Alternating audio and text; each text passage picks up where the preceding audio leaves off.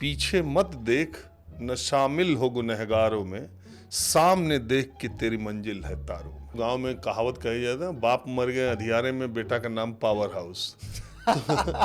हमारे जो Holland hall hostel का तब भी जो टॉयलेट था और आज भी है, उसका कोई दरवाजा ठीक से बंद नहीं होता।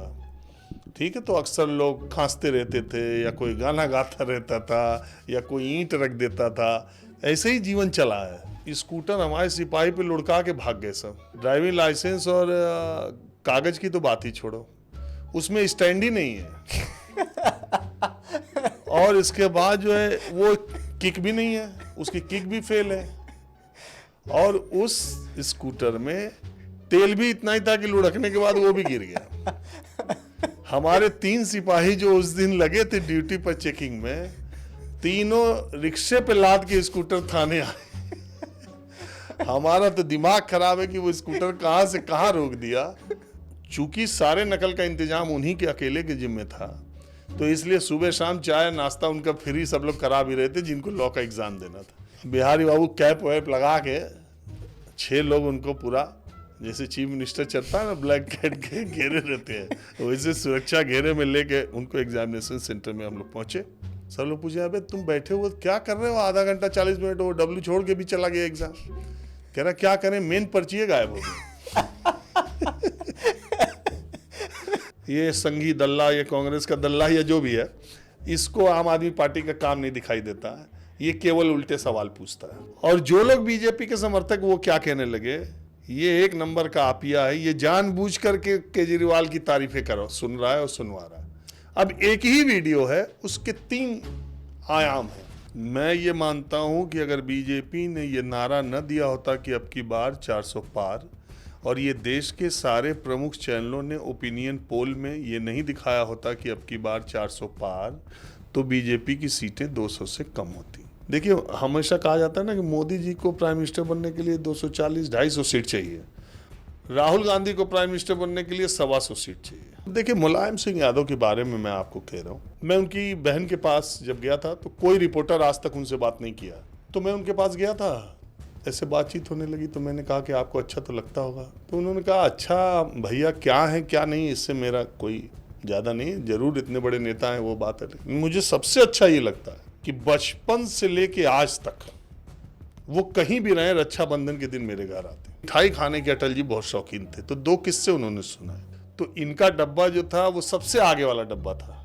अच्छा, अटल जी सबसे आगे वाले डिब्बे में? नहीं, कमला जी। अच्छा, कमला जी आगे। और अटल जी इनको विदा कराने गए थे, वो सबसे पीछे वाले डब्बे में थे। ठीक है। तो सारा सामान खाने पीने का और लगेज उन्होंने कमला जी को अकेले उसमें बैठा दिया, और लगेज और खाना पीना पानी वानी सब अपने लेके बैठे रहे। ठीक है। और ये रास्ते भर मिठाई और सारी चीज खाते रहे।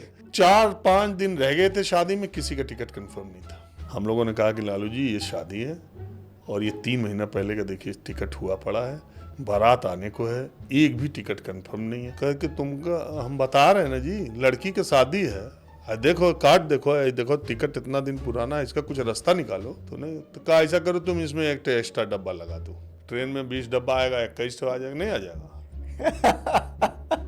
तुम एक एक्स्ट्रा डब्बा लगा दो और ये सब टिकट उसी में कंफर्म करो। भैरव सिंह शेखावत ने उठाया पान मसाला, पहले से खा रहे थे और खा लिया।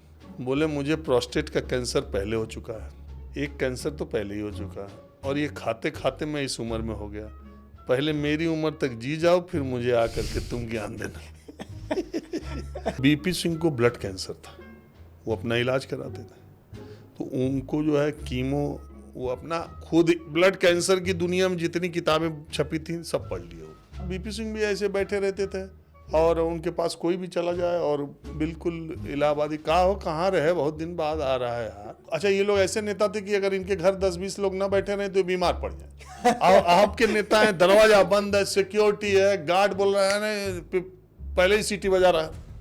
योगी आदित्यनाथ उत्तर प्रदेश के मुख्यमंत्री बने हैं, तो कोई भी गोरखपुर में रहने वाला व्यक्ति क्या ये कह सकता है कि 2017 के पहले गोरखनाथ मंदिर का जो गेट था, उसके सामने की जो सड़क थी, उसके सामने के जो घर थे, जो दुकानें थीं, और जो गोरखनाथ मंदिर के चीज वो वैसे ही है। मोदी जी का चेहरा हटाने के बाद कितने लोग लोकसभा जीत पाएंगे? अपने बदौलत नहीं है। वो सुबह से शाम तक मोदी जी का ट्वीट देखो, उसको रिट्वीट करो। कई राज्यों के भारतीय जनता पार्टी शासित मंत्री और विधायक डीएम और एसपी को फोन करने में डरते हैं, और हम लोग देखते थे यार विधायक की इतनी ताकत होती, डीएम के पैर कांप जाते थे। हर आने वाली सरकार पिछली सरकार से ज्यादा भ्रष्ट होती है, तरीके बदल जाते हैं। तो वही बच्चा बदमाश है जो शैतानी करके पकड़ा गया, जो नहीं पकड़ा गया वो शरीफ है। उसी तरह का मैं हूं।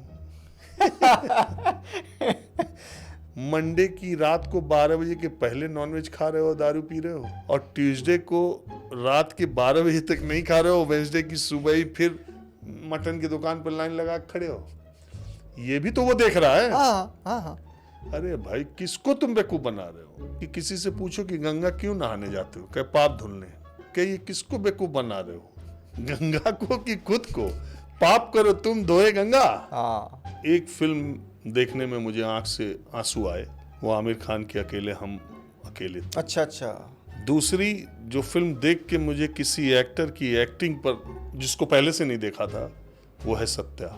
ठाकुर का गांव, गब्बर की पहाड़ियां, ये सब 500 मीटर में है। अरे ज्योतिषी अगर भविष्यवाणी करना छोड़ देगा या भविष्यवाणी गलत हो जाएगी तो ज्योतिष छोड़ देगा? नहीं छोड़ेगा। हाथ देखने वाले का हाथ देखना गलत हो जाएगा तो छोड़ देगा। और हमारा कहना गलत हो गया तो हम बोलना छोड़, हमारा तो पेशा है यही। अब हरियाणा खत्म हो गया, अब हम माइक डंडा लेके चल रहे महाराष्ट्र, अब झारखंड। तो हमारे गांव में एक लड़का 10th में फेल हो गया, तो घर आया तो उससे पूछा उसके फादर ने कि तुम्हारे रिजल्ट का क्या हुआ? तो उसने कहा वो रामाधार का लड़का फेल है, उसका ओम प्रकाश का लड़का फेल है। कह रहे भाई अपना बताओगे? कह रहा हम ही दुला रहे हैं। तो एक्सिस फेल है, सी ओटर फेल है, चाणक्य फेल है, तो हम ही दुला रहे हैं। आज मैं उम्र के इस पड़ाव पे मेरे पास कुछ भी नहीं है, न रुपए है, न पैसे है, न कुछ भी नहीं है।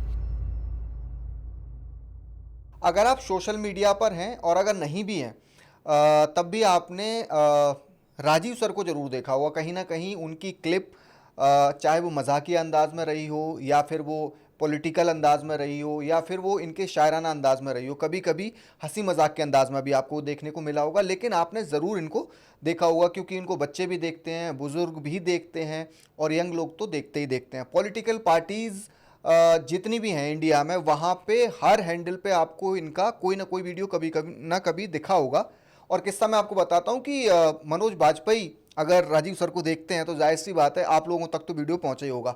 बहुत सारे लोगों के मैसेज आ रहे थे। राजीव सर कई सारे पॉडकास्ट कर चुके हैं इससे पहले, तो मैं राजीव सर के साथ काम कर चुका हूँ, तो कई सारे मुझे लोग बोल रहे थे कि आपको पॉडकास्ट नहीं मिल रहा है, दुनिया भर के लोग पॉडकास्ट कर रहे हैं, जाइए राजीव सर से बात कीजिए।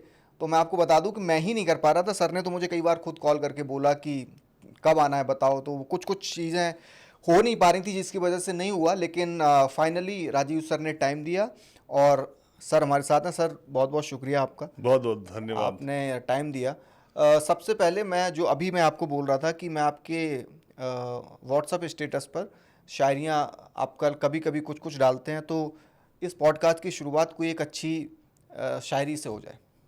देखो ये शेर और शायरी का शौक़ तो मुझे गज़लों का बहुत पहले से है, साहित्य से है, संगीत से है। एक बार मैं शेर सुनाता हूँ। शेर क्या है, मुझे हमेशा ये लगता है जिंदगी का एक फ़लसफ़ा है कि पीछे मत देख न शामिल हो गुनहगारों में, पीछे मत देख न शामिल हो गुनहगारों में, सामने देख के तेरी मंजिल है तारों में। ओफो। आदमी को पीछे जो गलत हो गया, जो छूट गया, आप पीछे रह गए, तो उसको देखने की या उस पर रिग्रेट करने की कोई बहुत ज़रूरत नहीं है।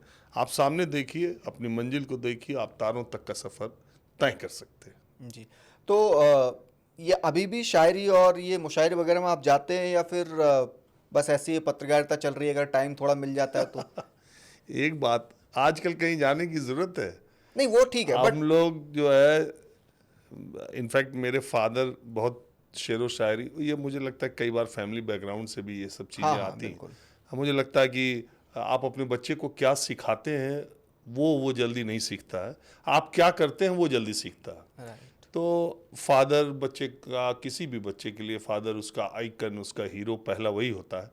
तो जो वो करते हैं पिता, वो बच्चे भी करने लगते। तो मेरे पिता मुशायरों में जाया करते थे। हमारे यहाँ एक कॉलेज है, वहाँ सालाना 2 कॉलेज हैं, तो दोनों जगह सालाना कवि सम्मेलन मुशायरा होता। तो वो दोनों में जाते थे, तो मुझे भी ले जाते थे। मैं छोटा सा था, लोग वाह वाह करते थे, मुझे कुछ समझ तो आता नहीं था, लेकिन अपने पापा को खुश होता देख या कापी पेन से उनका शायरी लिखते देख मुझे लगता था कि ये कोई अच्छी चीज़ है। और फिर जहन में बातें धीरे धीरे फिर मैं जब बड़ा हुआ तो मेरा भी झुकाव उधर हुआ। अब मुशायरों में, कभी सम्मेलनों में जाने की तो ज़रूरत है नहीं। आप किस शायर को सुनना चाहते हैं, यूट्यूब पे आप टाइप कीजिए, उसके न जाने कितने शेर व शायरी गज़लें आ जाएंगी। तो अब तो ज़्यादातर किसको सुनते हैं अभी आप? शायर में या गज़ल शायर सिंगर में, में? शायर में तो बहुत सारे हैं। वसीम बरेलवी हैं, राहत इंदौरी हैं, पुराने ज़माने के साहिल लुधियानवी मुझे बहुत पसंद है, उनके गाने, मुनव्वर। उनकी गज़लें। हाँ, अभी शबीना अदीब ठीक है। है, बहुत सारे लोग हैं। वो मुनव्वर जी भी उधर से ही थे। तहजीब हाफी हाँ हैं, हाँ हाँ, पाकिस्तान के। पाकिस्तान के, मुनव्वर जी तो हाँ, बिल्कुल है ना। बहुत ही दिल के करीब है। मैं उनके, मेरा बड़ा अच्छा उनसे व्यक्तिगत रिश्ता भी था। तो गाड़ी में क्या आप आजकल के गाने सुनते हैं या फिर ये गजल सुनते हैं, या मतलब कैसा म्यूजिक, कैसा गाड़ी पसंद में तो मैं कुछ नहीं सुनता। आपको जान के बहुत अचरज होगा कि मेरी गाड़ी में कभी म्यूजिक सिस्टम नहीं चलता। एक बार मेरे पास अल्टो कार थी, करीब 7 साल तक, बहुत पहले, 10 साल पहले एक अल्टो कार थी मेरे पास। तो उसमें म्यूजिक सिस्टम ही नहीं लगवाया था मैंने। अब आप सोचिए, गाड़ी में मैं नहीं सुनता, क्योंकि संगीत ऐसे शोरगुल वाली चीज़ नहीं है। संगीत और साहित्य बिल्कुल शांत रहिए, आप अकेले रहिए, पता चले हॉर्न भी बज रहा है, इधर से कोई बोल रहा है, फ़ोन भी आ रहा है, उसमें आप क्या गज़ल सुनेंगे, क्या गाने सुनेंगे। तो घर पे सुनते हैं मैं अकेला रहता हूँ तो मुझे अकेले? अच्छा लगता है पढ़ना और गज़लें सुनना। ओके। अब दोनों का कॉम्बिनेशन तो और भी अच्छा है कि गज़ल बजती हो हल्की हल्की आवाज़ में और आप किताबें पढ़े अच्छी। वाह, क्या बात। अच्छा सर, ये बताइए कि आज आप मीडिया इंडस्ट्री में एक जाने माने चेहरे हैं। ऐसा लोग कहते हैं। नहीं, लोग नहीं कहते हैं लोग क्या कहते हैं, क्योंकि वो आपको भी पता होगा, इतना सर्कुलेशन, जब आप बोल रहे हैं कि आपको उम्मीद नहीं थी कि मनोज वाजपेयी अगर ये बोलें कि मुझे आपका किरदार करना है, तो इसका मतलब है कि आप पॉपुलर हैं। जर्नलिज्म में आप कैसे आए? क्योंकि मैंने जितना पढ़ा है, मैंने 1-2 पॉडकास्ट में सुना भी है कि आप तैयारी करने आए थे, आईएएस आईपीएस बनना था आपको, और फिर नहीं, बनना तो नहीं था, मतलब तैयारी सब कर रहे थे, हाँ, तो हम भी करने लगे। तो कैसे, मतलब क्या करने आप दिल्ली आए थे और फिर कैसे जर्नलिज्म की शुरुआत हो गई?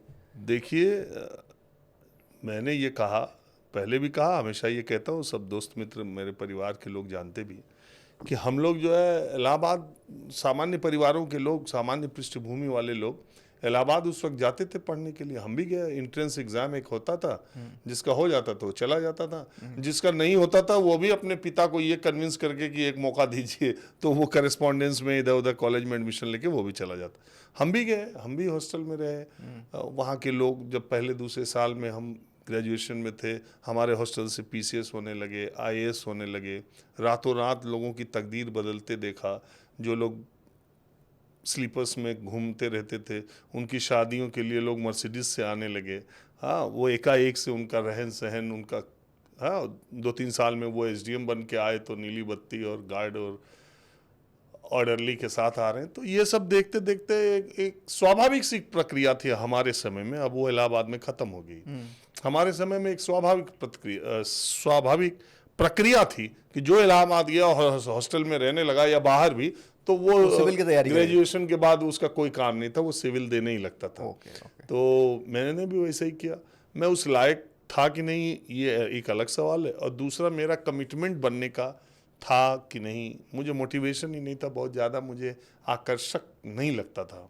बट आपने एग्जाम तो मुझे वो पढ़ाई बिल्कुल ख़राब लगती है। मतलब इसलिए मैं पढ़ूं कि मुझे एग्ज़ाम, मतलब कोई नौकरी मिल जाएगी, इसलिए मुझे पढ़ाई में बहुत आकर्षण नहीं था। मैं बहुत साफ गोई से ये बात कहता हूँ।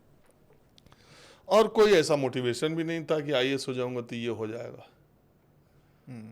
और आज मैं उम्र के इस पड़ाव पर मेरे पास कुछ भी नहीं है, न रुपए है, न पैसे है, न कुछ भी नहीं है, न कोई सेविंग है मेरी। और मैं आमतौर पे जिस गांव में आप पैदा होते हैं, जिस परिवार में पैदा होते हैं, जिस मोहल्ले में पैदा होते हैं, अगर शहर में पैदा हुए और जिन स्कूलों में पढ़े रहते हैं, जो आपके संगी साथी दोस्त मित्र रहते हैं, तो इस उम्र तक आने वाले आप किसी भी आदमी से पूछ लेंगे तो वो मेरा सब कुछ जानता है कि मेरे पास क्या है क्या नहीं है। लेकिन मुझे ये अच्छा लगता है कि मेरा नहीं हुआ, ये बहुत बढ़िया हुआ। मैं जहाँ आया, मैंने जो किया, मैं बहुत खुश रहता हूँ, संतुष्ट रहता हूँ। मैंने जो कुछ भी किया, नहीं जैसे भी किया।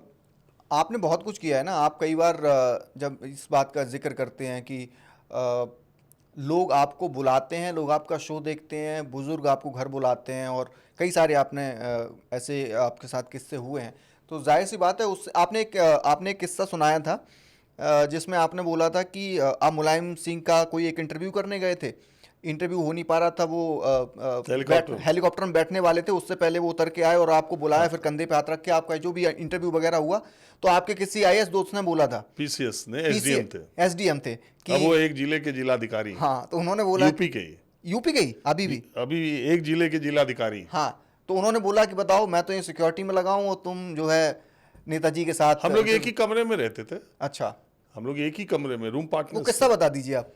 वो यही गाजियाबाद का है। हाँ, मुलायम सिंह यादव किसी सरकारी कार्यक्रम से आए थे, वो जा रहे थे। मैं उन दोनों शायद जी में था या ईटीवी में था, याद नहीं आ रहा। ईटीवी में ही रहूँगा, जी में भी हो सकता हूँ। तो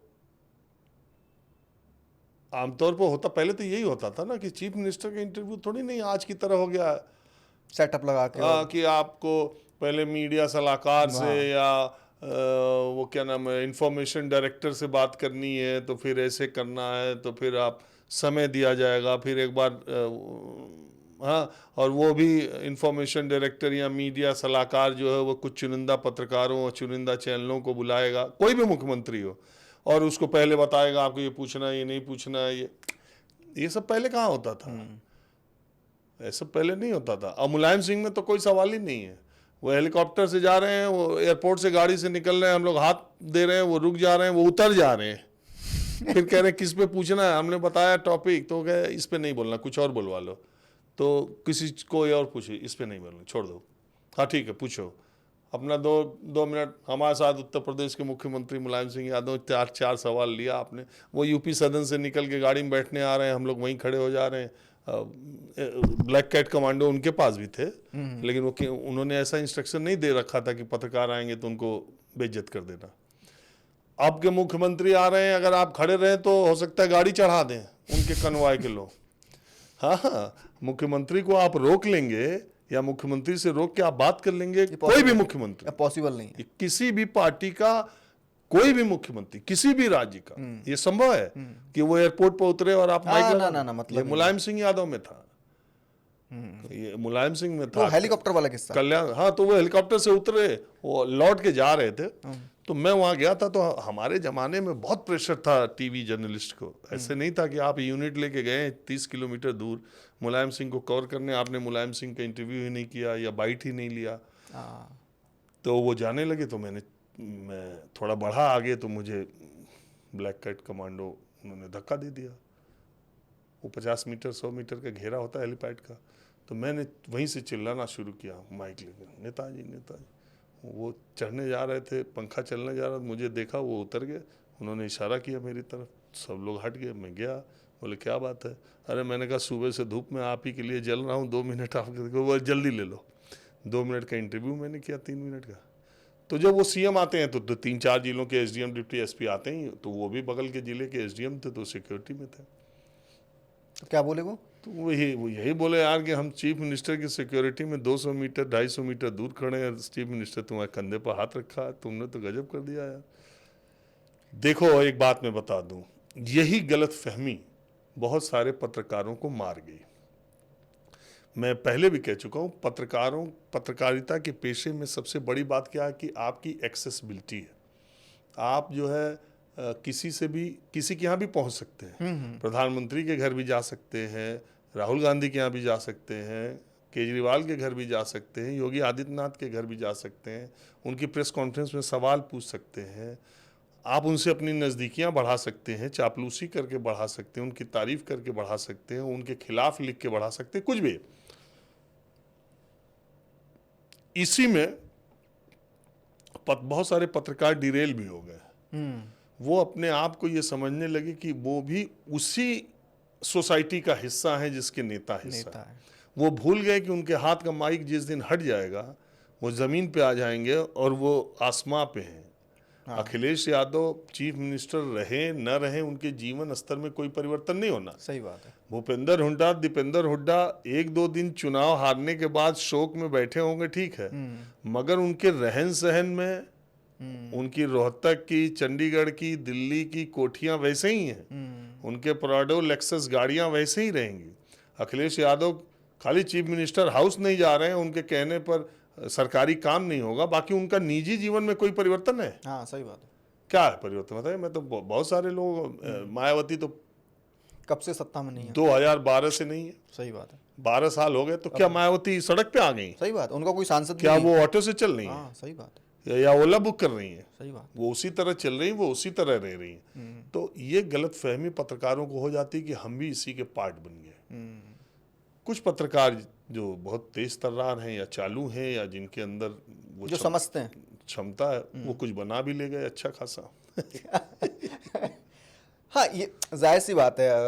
हालांकि मैं उसमें आना नहीं चाह रहा था, बट आपने पत्रकारों का जिक्र किया तो मैं आपको देखता हूँ कि उमेश जी को आपने लिया, वो 6 साल से आपके साथ ने, एक आपने इंडिका या स्विफ्ट उठाई और धूप है, गर्मी है, बरसात है और आप अपना लगे हुए हो और लाइव व्यू से आपको भेजना है और यहाँ पता लग रहा है 6:15 बजे ऑन एयर होना है, क्योंकि मैंने आपके साथ काम किया है और 5:55 तक वो आया नहीं, अरे रह गया और आप भेजने में लगे हुए हो। आज के मैं एंकर्स को, जर्नलिस्ट को देखता हूँ कि वो जा रहे हैं, उससे पहले 10 लोग वहाँ पहले से उन्होंने सेट किए हुए। देखो ये फर्क है, मैं आपको बताऊं, मेरे और मेरे जीवन का ये फलसफा है।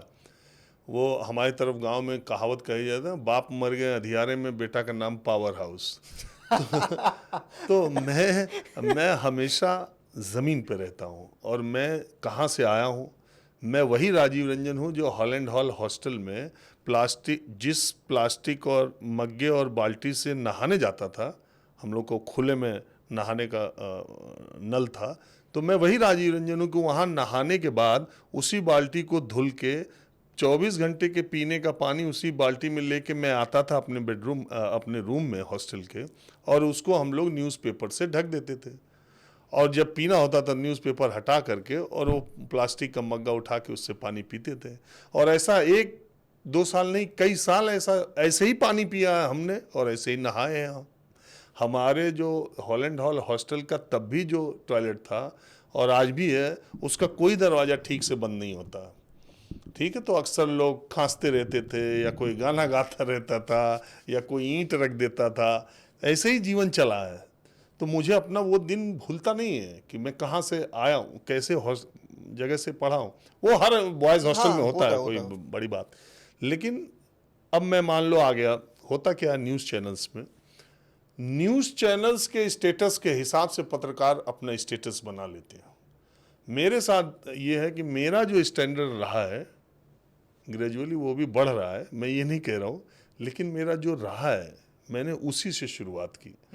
मैं किसी भी चैनल में नौकरी करते वक्त मैंने आज तक 3 चैनलों में मुख्यतः नौकरी की है। मेरे किसी बॉस से, मेरे किसी ट्रांसपोर्ट वाले से या मेरे किसी भी सहयोगी, आप भी रहे, आप इस बात को अच्छी तरह जानते हैं, कोई ये नहीं कह सकता कि मैंने कभी कहा हो कि मैं इस गाड़ी से नहीं जाऊंगा, मुझे वो वाली गाड़ी चाहिए। कभी मैंने ये कहा हो कि मुझे होटल ये क्यों बुक कर दिया, मुझे ये वाला चाहिए। और कभी मैंने ये नहीं कहा कि मेरा टिकट ट्रेन से क्यों करा दिया, प्लेन से नहीं कराया, और प्लेन से क्यों करा दिया, ट्रेन से क्यों नहीं कराया, कभी नहीं। जिस कंपनी में मैं रहा और जिस लायक मेरी थी, वो एक अंग्रेजी में कहावत है, first deserve then desire. Right. मैंने मांगा कुछ नहीं और मुझे ये कहने में कोई संकोच नहीं है कि मैंने मांगा कुछ नहीं और अब मुझ पे बंदिश कुछ नहीं। मैं जिस गाड़ी से चलना चाहूँ मैं उस गाड़ी से चल सकता हूँ, उसी कंपनी में। मैं जिस होटल में रुकना चाहूँ उस होटल में। हाँ, अग्री। ये आप अच्छी तरह से जानते हैं। अग्री। उस कंपनी में आप भी रहे जिस कंपनी में हूँ, न्यूज़ 24 में। राइट। तो मैंने नहीं मांगा कभी भी, कोई भी नहीं कह सकता। तो मैं तो 1200 के कमरों में रुका, 1500 के कमरों। आपने खुद ही देखा है कि मैं वैगन आर से, मैं विदाउट एसी कार से, मैंने डिजायर से हजारों हजार किलोमीटर चला, लेकिन मैंने कभी ऑफिस में ये नहीं कहा कि मेरे पैर में दर्द हो रहा है, मेरे घुटने में दर्द हो रहा है, मुझे इनोवा चाहिए, मुझे एर्टिगा चाहिए। मैंने मांगा नहीं। मिल सकता है आपको, आप मांगेंगे तुरंत मिलेगा आपको, नहीं, मुझे अब तो पता है। सब है। नहीं नहीं, मैं कह रहा हूँ कि आपने मांगा नहीं तब कभी। भी मांगा हाँ, होता तभी तब मिलता, वही लेकिन मुझे ये लगता है आप जिस कंपनी में हो, और दूसरे इस गलतफहमी में कतई मैं नहीं रहता। आज मैं न्यूज़ 24 में हूँ, मुझे सब सुविधा कंपनी देती है। कल नहीं रहूंगा हाँ, तो मैं जिस जगह जाके अपने पैसे से रुक सकता हूँ, मैं जिस वहीं- गाड़ी से चल सकता हूँ, वो गाड़ी मेरे लिए बहुत काफ़ी है। मेरे पास इसका कोई वो नहीं है, और मेरा इसमें कोई इंटरेस्ट भी नहीं है। जो चीज़ पैसे से खरीदी जाए उसका मुझे कोई आकर्षण है भी नहीं। आपको हाँ, तो मैं आपसे दो चीज़ें जानना चाहूँगा। पहला तो जो आपने जैसे अभी मुलायम सिंह का किस्सा सुनाया, नेताजी का, मैंने आपके साथ बहुत सारे किस्से रिकॉर्ड किए हैं लास्ट, आपको ध्यान होगा, तो आपने बहुत सारे किस्से बता दिए। जैसे आपने एक किस्सा बताया था कि नेताजी अगर प्लेन में चल रहे हैं तो वो खेतों की मैट देख के बता देते थे कि अब हम कौन से जिले में हैं, जिला बता दें। जिला बता देते थे। उन पे भी आऊँगा मैं, दो चार अच्छे किस्से जानना चाहूँगा आपको। आपने अटल जी की बहन के बारे में बड़ा अच्छा किस्सा बताया था, वो भी जानना चाहूँगा। लेकिन अभी आपने जो हॉस्टल की बात की, हॉस्टल में बड़े किस्से होते हैं।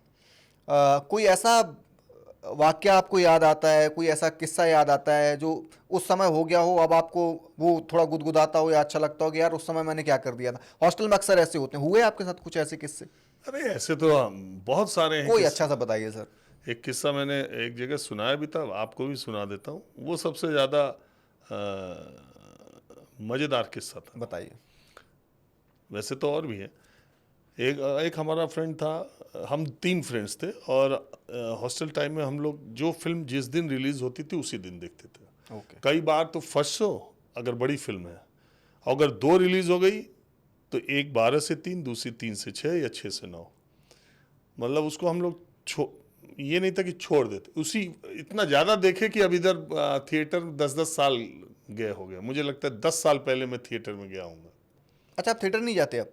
नहीं, फिल्मों से अब मेरा रुझान ही ख़त्म हो गया। बहरहाल, तो हम लोग जा रहे थे, तो हम 3 फ्रेंड्स थे, मूवी देखने जा रहे थे। तो हमारा एक फ्रेंड था, वो बड़े घर का था, उसके फादर चीनी मिल में जीएम थे, शुगर मिल के। तो उसके पास एक स्कूटर भी थी और एक जीप भी थी। तो उसका स्कूटर पूरे हॉस्टल का स्कूटर बन गया था। वो लेके आता, कोई इधर ले जा रहा, कोई उधर ले जा रहा, कोई उधर ले जा रहा। तो उसकी हालत धीरे धीरे ख़राब हो गई थी। तो उस खराब ऐसे हो गई थी कि उसी के स्कूटर में हम लोगों ने तेल भराया। उस समय 7-8 रुपये लीटर पेट्रोल पड़ता था, 7-8। तो एकदम जोड़ के कि 1 लीटर में हो जाएगा, 2.5 रुपये मिला के 7.5 का पेट्रोल, और सब चीज़ जोड़ के होती थी। तो हम लोगों ने 3 आदमी हम लोग बैठे, और मैं ही चला रहा था, पीछे वो बैठा, उसके पीछे वो बैठा। तो तीनों में से एक मैं हूँ, एक इस वक्त IAS है, और वो एक बड़ी ग्रुप में लीगल मैनेजर है, लीगल हेड है। अभी शायद छोड़ के वो प्रैक्टिस भी शुरू कर दिया। तो हम लोग जा रहे थे, एक पतली सी लेन है इलाहाबाद में, वो चंद्रशेखर आज़ाद में अल्फ्रेड पार्क के और मेडिकल कॉलेज के बगल से जाती है। तो उसी सड़क से हम जा रहे थे। जैसे हम लोग टी पॉइंट पर पहुंचे, देखे दरोगा और 3 सिपाही वो डंडा लेके हमारे स्कूटर को रोकने के लिए आए। हम लोगों ने आपस में देखा, और इतने अच्छे दोस्त थे हम लोग, और इतने टाइम साथ रहते थे कि वो आंखों से भी बातें कर लेते थे। तो सबसे पीछे जो अब IAS होने वाला है, यही नोएडा में पोस्टेड भी है, तो वो सबसे पहले वो कूदा पीछे से, फिर जिसकी स्कूटर थी वो कूदा, और फिर लास्ट में मैं बचा। वो दोनों कूद गए, मेरे हाथ में स्कूटर में चलाते हुए उसके पास पहुंचा। टिकट हम लोगों का था, टाइम बहुत कम था। स्कूटर बंद कर दी। तो उसने कहा कागज, ड्राइविंग लाइसेंस, जैसे पुलिस वाले कहते हैं इधर ले आओ उधर ले आओ। तो हमने उस सिपाही की तरफ स्कूटर को लुढ़का दिया। मैंने कहा ये लो पकड़ो, और हम लोग तीनों दौड़ के स्कूटर छोड़ दिया? स्कूटर छोड़ के तीनों दौड़ के गए, ऑटो पकड़ा और निकल गए। वो जब तक कई लोगों के चेक हो रहा था ना, 8-10 लोग वहाँ, अच्छा, अच्छा। तो वो जब तक कुछ सोचते समझते तब तक हम लोग वहाँ से गायब, और ऑटो पकड़ा और मूवी देखने चले गए। और फिर वो तो मूवी देखने के बाद आए, हॉस्टल आए, 1-2 दिन बीत गया। उसके बाद हमारे ही हॉस्टल में उस वक्त छात्र संघ के अध्यक्ष रहते थे, अच्छा। शोभनाथ सिंह जी स्वर्गीय। तो उनको हम लोगों ने कहा कि भैया हम लोग का स्कूटर ऐसे ऐसे है। तो इतने दिन से इलाहाबाद रह रहे थे कि ये मालूम था कि ये किस थाने का मसला है। तो जॉर्ज टाउन थाना था उन दिनों। अच्छा। तो उन्होंने कहा चल चलो, जॉर्ज टाउन के एसओ साहब हमको जानते हैं, उनके साथ हम लोग गए। तो उन्होंने कहा कि अरे भाई साहब, आप कोई 2 व्हीलर्स की चेकिंग वेकिंग कर रहे थे, हमारे हॉस्टल के 2-3 लड़के बड़े पढ़ने में अच्छे शरीफ घरों के हैं, वो जा रहे थे मूवी देखने। इतना, अच्छा हम लोग बैठे हैं पीछे, इतना ही बोलते वो एसओ साहब हाथ जोड़ लिए। उन्होंने कहा भैया दर्शन करा देते उनके जरा। वो कहाँ के रतन वो लोग हैं, पढ़ने आए हैं कि क्या करने। अच्छा हम लोग पीछे, हम लोगों को डर लगे कहीं शोभनाथ भाई बता ना दें कि हम ही लोग हैं। तो उन्होंने कहा क्या हुआ। उन्होंने कहा यार वो स्कूटर हमारे सिपाही पे लुढ़का के भाग गए सब। पहली बार ड्राइविंग लाइसेंस और कागज की तो बात ही छोड़ो, उसमें स्टैंड ही नहीं है। और इसके बाद जो है वो किक भी नहीं है, उसकी किक भी फेल है। और उस स्कूटर में तेल भी इतना ही था कि लुढ़कने के बाद वो भी गिर गया। हमारे 3 सिपाही जो उस दिन लगे थे ड्यूटी पर चेकिंग में, तीनों रिक्शे पे लाद के स्कूटर थाने आए। हमारा तो दिमाग खराब है कि वो स्कूटर कहाँ से कहाँ रोक दिया। तो ये जो है वो हमको बहुत मशक्कत करनी पड़ी वो स्कूटर यहाँ ले आने में। तो जरा उनके दर्शन करा। अब हम लोग सोचे कि यार कहीं ऐसा ना हो कि, उन्होंने कहा कहाँ स्कूटर का। अरे भैया है स्कूटर, उसमें देखिए क्या, उसमें तो तेल भी साला आधा लीटर है नहीं है, पता नहीं क्या है, आप ले जाएं, उसका तो हम चालान भी नहीं किए। तो हम लोग उठे स्कूटर को, तो शोभनाथ भाई हम लोग को इशारा किया कि अच्छा चलो तुम लोग निकालो स्कूटर निकालो। तो हम लोग स्कूटर निकाले। तो हम लोग तो एक्सपर्ट आदमी, रोज उसी से चलते थे। तो मैंने उसका क्लच दबाया, उसको सेकंड गियर में किया, मेरा जो फ्रेंड था उसने धक्का दिया, हम दोनों धक्का दिए, क्लच छोड़ा, स्टार्ट, उसको न्यूट्रल किया, ब्रेक लिया और कूद के बैठ गया, हम लोग चल दिए। तो वो ऐसो देख के कह रहा है कि यार ये गजब हाल है यार। तो अब हम लोग तो चले आए, लेकिन वो अध्यक्ष जी कहते हैं कि वो अपने सिपाही से कह रहा था ये तुम लोग समझ में नहीं आया। फिर बोले कि कौन लड़के थे, कहे ये वही थे। क्या यार देखने में तो शरीफ लग रहे थे, अब क्या कहा जाए किसके अंदर क्या। हम लोग कोई अपराध तो किया नहीं, वो तो हॉस्टल टाइम की हाँ वो सब होता है, उतनी जो मजाक मस्तियाँ, वो जल्दबाजी उतना नहीं थी। सोचते उस उम्र में। और कोई किस्सा बताया ना, ऐसे बहुत किस्से हैं। जैसे लॉ करने हम लोग गए वहाँ, हाँ तो इलाहाबाद यूनिवर्सिटी में लॉ करने का मतलब हमारे समय में ठीक है, सिर्फ हॉस्टल रिटेन करने के लिए आपको यूनिवर्सिटी का स्टूडेंट होना जरूरी था। ठीक है, तो उसमें नकल खूब होती थी, लॉ में ठीक है। खूब नकल होती थी। नकल इसलिए भी होती थी कि उसमें नॉन सीरियस लोग ज़्यादा रहते थे। अच्छा। तो अब हम लोग को भी, हालांकि नए बच्चों को ये बताना कितना ठीक है नहीं है, लेकिन ठीक है। समय बदलता है ना, आप तो चेंज है। जन्माष्टमी का टाइम था, मुझे अभी भी याद आता है। हमारे हॉस्टल के कई लड़के लॉ में थे। तो एक अजय, एक बिहारी बाबू थे, बिहार के थे, उनका नाम ही रख दिया था हम लोगों ने बिहारी बाबू। तो बिहारी बाबू 4 दिन पहले से पर्चियां बना रहे थे। तो वो क्या करते थे ना, जैसे इतनी बड़ी किताब है तो फोटो स्टेट करा के उसको छोटा कर लेते हैं ना। इलाहाबाद में ये सब प्रैक्टिस बहुत रहती है। तो वो छोटा करा करके सब क्वेश्चन सब सेट कर रहे थे। और चूंकि सारे नकल का इंतजाम उन्हीं के अकेले के जिम्मे था, तो इसलिए सुबह शाम चाय नाश्ता उनका फ्री सब लोग करा भी रहे थे जिनको लॉ का एग्ज़ाम देना था। अच्छा, एक हॉस्टल वालों का एक ही सेंटर, मतलब एक ही साथ फॉर्म भरते हैं एक ही जगह रूम में। अब जब एग्ज़ाम देने के लिए हम लोग हॉस्टल से निकले, अच्छा मैंने क्या किया था, मुझे बिहारी बाबू को बहुत यकीन नहीं था, तो मैं अपना पढ़ लिख के 2-4 सवाल का मामला मेरा फिट था। ऐसा नहीं था कि बिहारी बाबू नहीं देंगे तो कलम रुक जाएगी। लेकिन बहुत लोग ऐसे थे कि बिहारी बाबू नहीं देंगे तो रुकना रुकनी थी। बिहारी बाबू कैप वैप लगा के 6 लोग उनको पूरा जैसे चीफ मिनिस्टर चलता है ना, ब्लैक कैट के घेरे रहते हैं, वैसे सुरक्षा घेरे में लेके उनको एग्जामिनेशन सेंटर में हम लोग पहुंचे। पेपर आ गया सर, बिहारी बाबू इशारा किया सबको, मतलब सब फंस गया, आ गया माल है। उसके बाद सब लोग इशारा कर रहे हैं, वो कुछ बोल ही नहीं रहा। तो सब फिर ये हुआ कि आधा घंटा बीत गया, मैं तो अपना लिख रहा था। आपको पता थी 2-3? मुझे तो कुछ कुछ पता था क्योंकि वो देखो आपका पॉडकास्ट, वो सारे दोस्त मेरे रोज के अभी संपर्क में हैं। हाँ। मैंने मेरे क्लास फर्स्ट से पढ़े और आज तक के सारे दोस्त मेरे रोज के संपर्क में, डेली के। हाँ, वो मैंने सुना, अभी आपको नंबर भी याद है, मुझे हाँ, याद जितने है। कहोगे उतने सुना। तो वो सब सुनेंगे ही, तो उनको भी याद आएगा वो दिन। तो कि इसमें मैं क्या बोल रहा हूँ। तो मैं एक तो छोड़ के ही, वो तो एग्जाम ही छोड़ के भाग गया कि फेल हो जाएंगे, तो निकल गया आधे घंटे में ही। हाँ। फिर इशारा हुआ कि बिहारी बाबू को इशारा हो, तो सब लोग टॉयलेट में गए, मैं भी गया। सब लोग पूछे, अबे तुम बैठे हुए क्या कर रहे हो, आधा घंटा 40 मिनट, वो डब्ल्यू छोड़ के भी चला गया एग्जाम।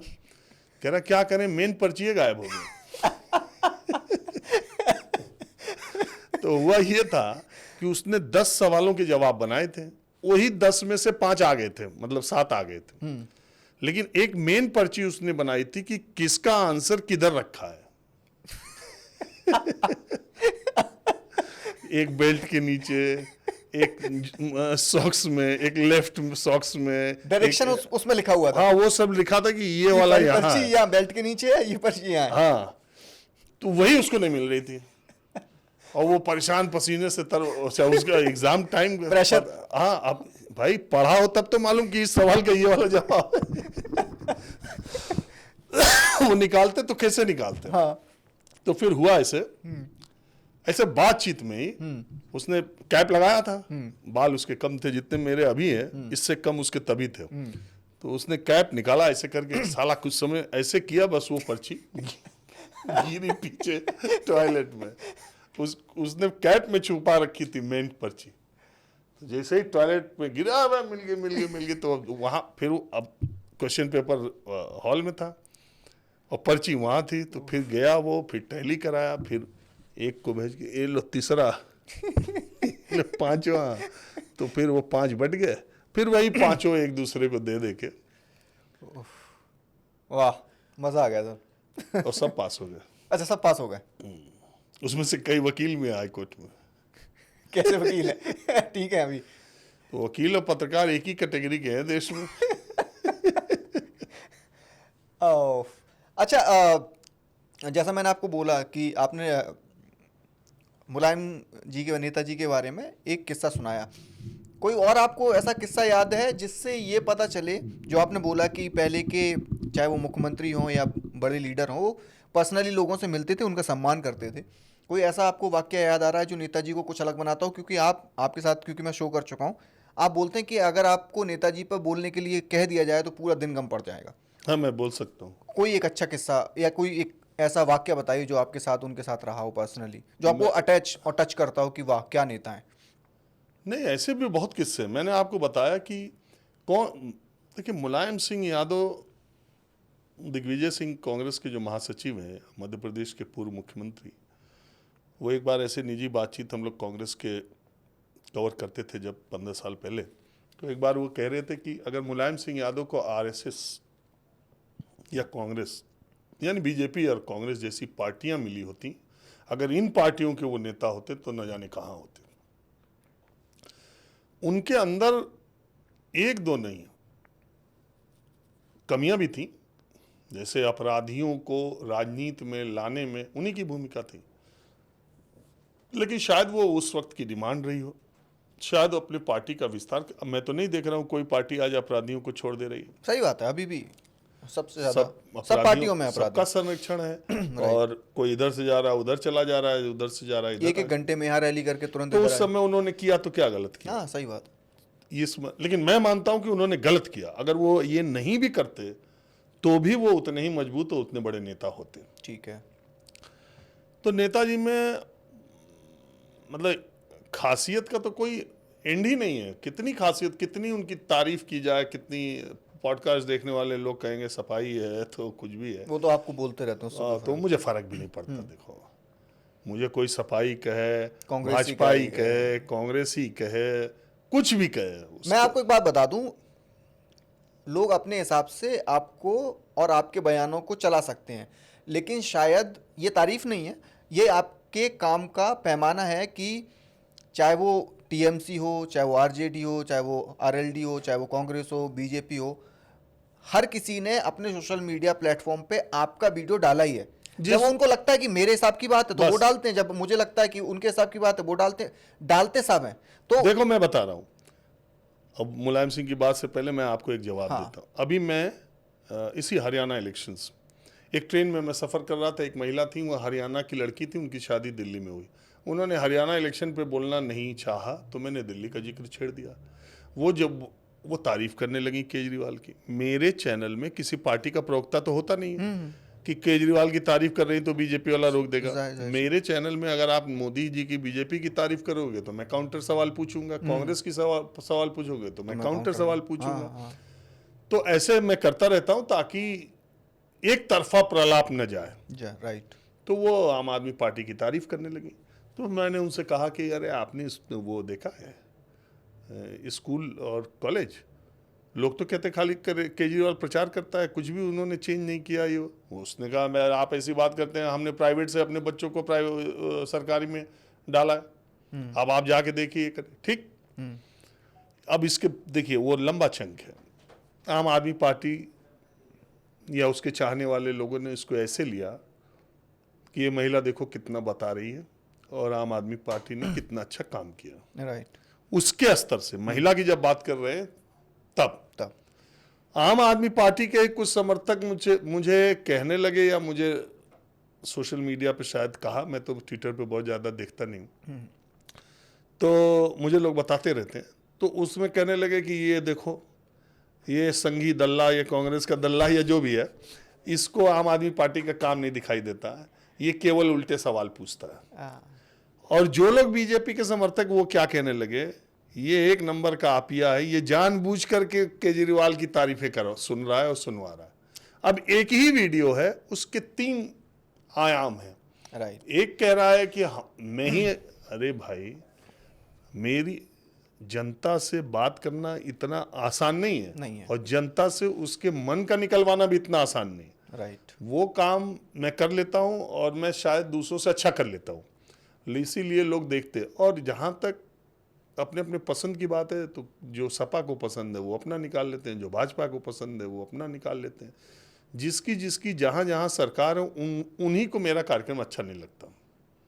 जहां जहां जो विपक्ष में है वो ज्यादातर लोग मेरे कार्यक्रम को अच्छा नहीं और सरकार वाले भी लेते हैं, मैंने देखा है, क्योंकि आपका वीडियो, आपका प्रोग्राम 45 मिनट का है। उस 45 मिनट में ऐसा नहीं हो सकता है कि वो विपक्ष की बात उसमें हो रही हो या सत्ता पक्ष की बात हो रही हो, उसमें लोग मिलते हैं। नहीं हुआ, मैं खुद देखता हूं ना, मैं पब्लिक में हूं। हाँ, राइट। एक तरफा पब्लिक मिल गई तो मैं क्या करूं? कर सकते हैं, राइट, लेकिन वो होता नहीं है। खैर, हाँ, तो अब वहां आते हैं, मुलायम सिंह पे आते हैं। हाँ, तो देखिए मुलायम सिंह यादव के बारे में मैं आपको कह रहा हूं, एक व्यक्ति, कई तरह से मैं उनकी बात बता सकता हूं। मैं उनकी बहन के पास जब गया था तो कोई रिपोर्टर आज तक उनसे बात नहीं किया मेरे अलावा, नेताजी की बहन से। ठीक है।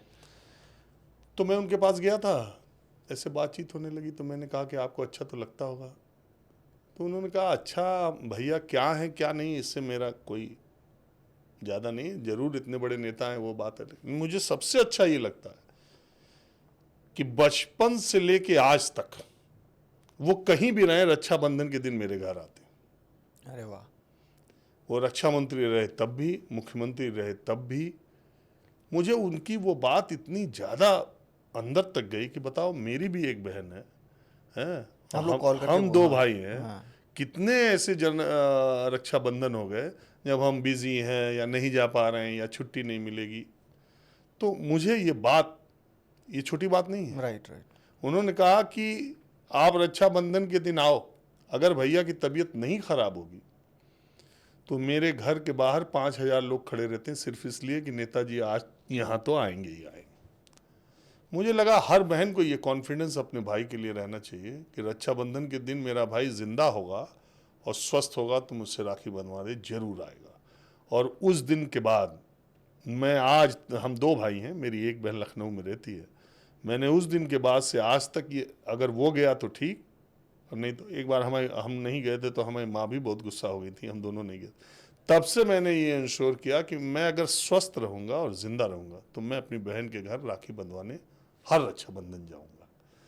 एक ये बात जो वहाँ से निकली और मुलायम सिंह की वजह से प्रेरित होके और अपनी माँ से डांट भी खाया था, वो 2 बातें।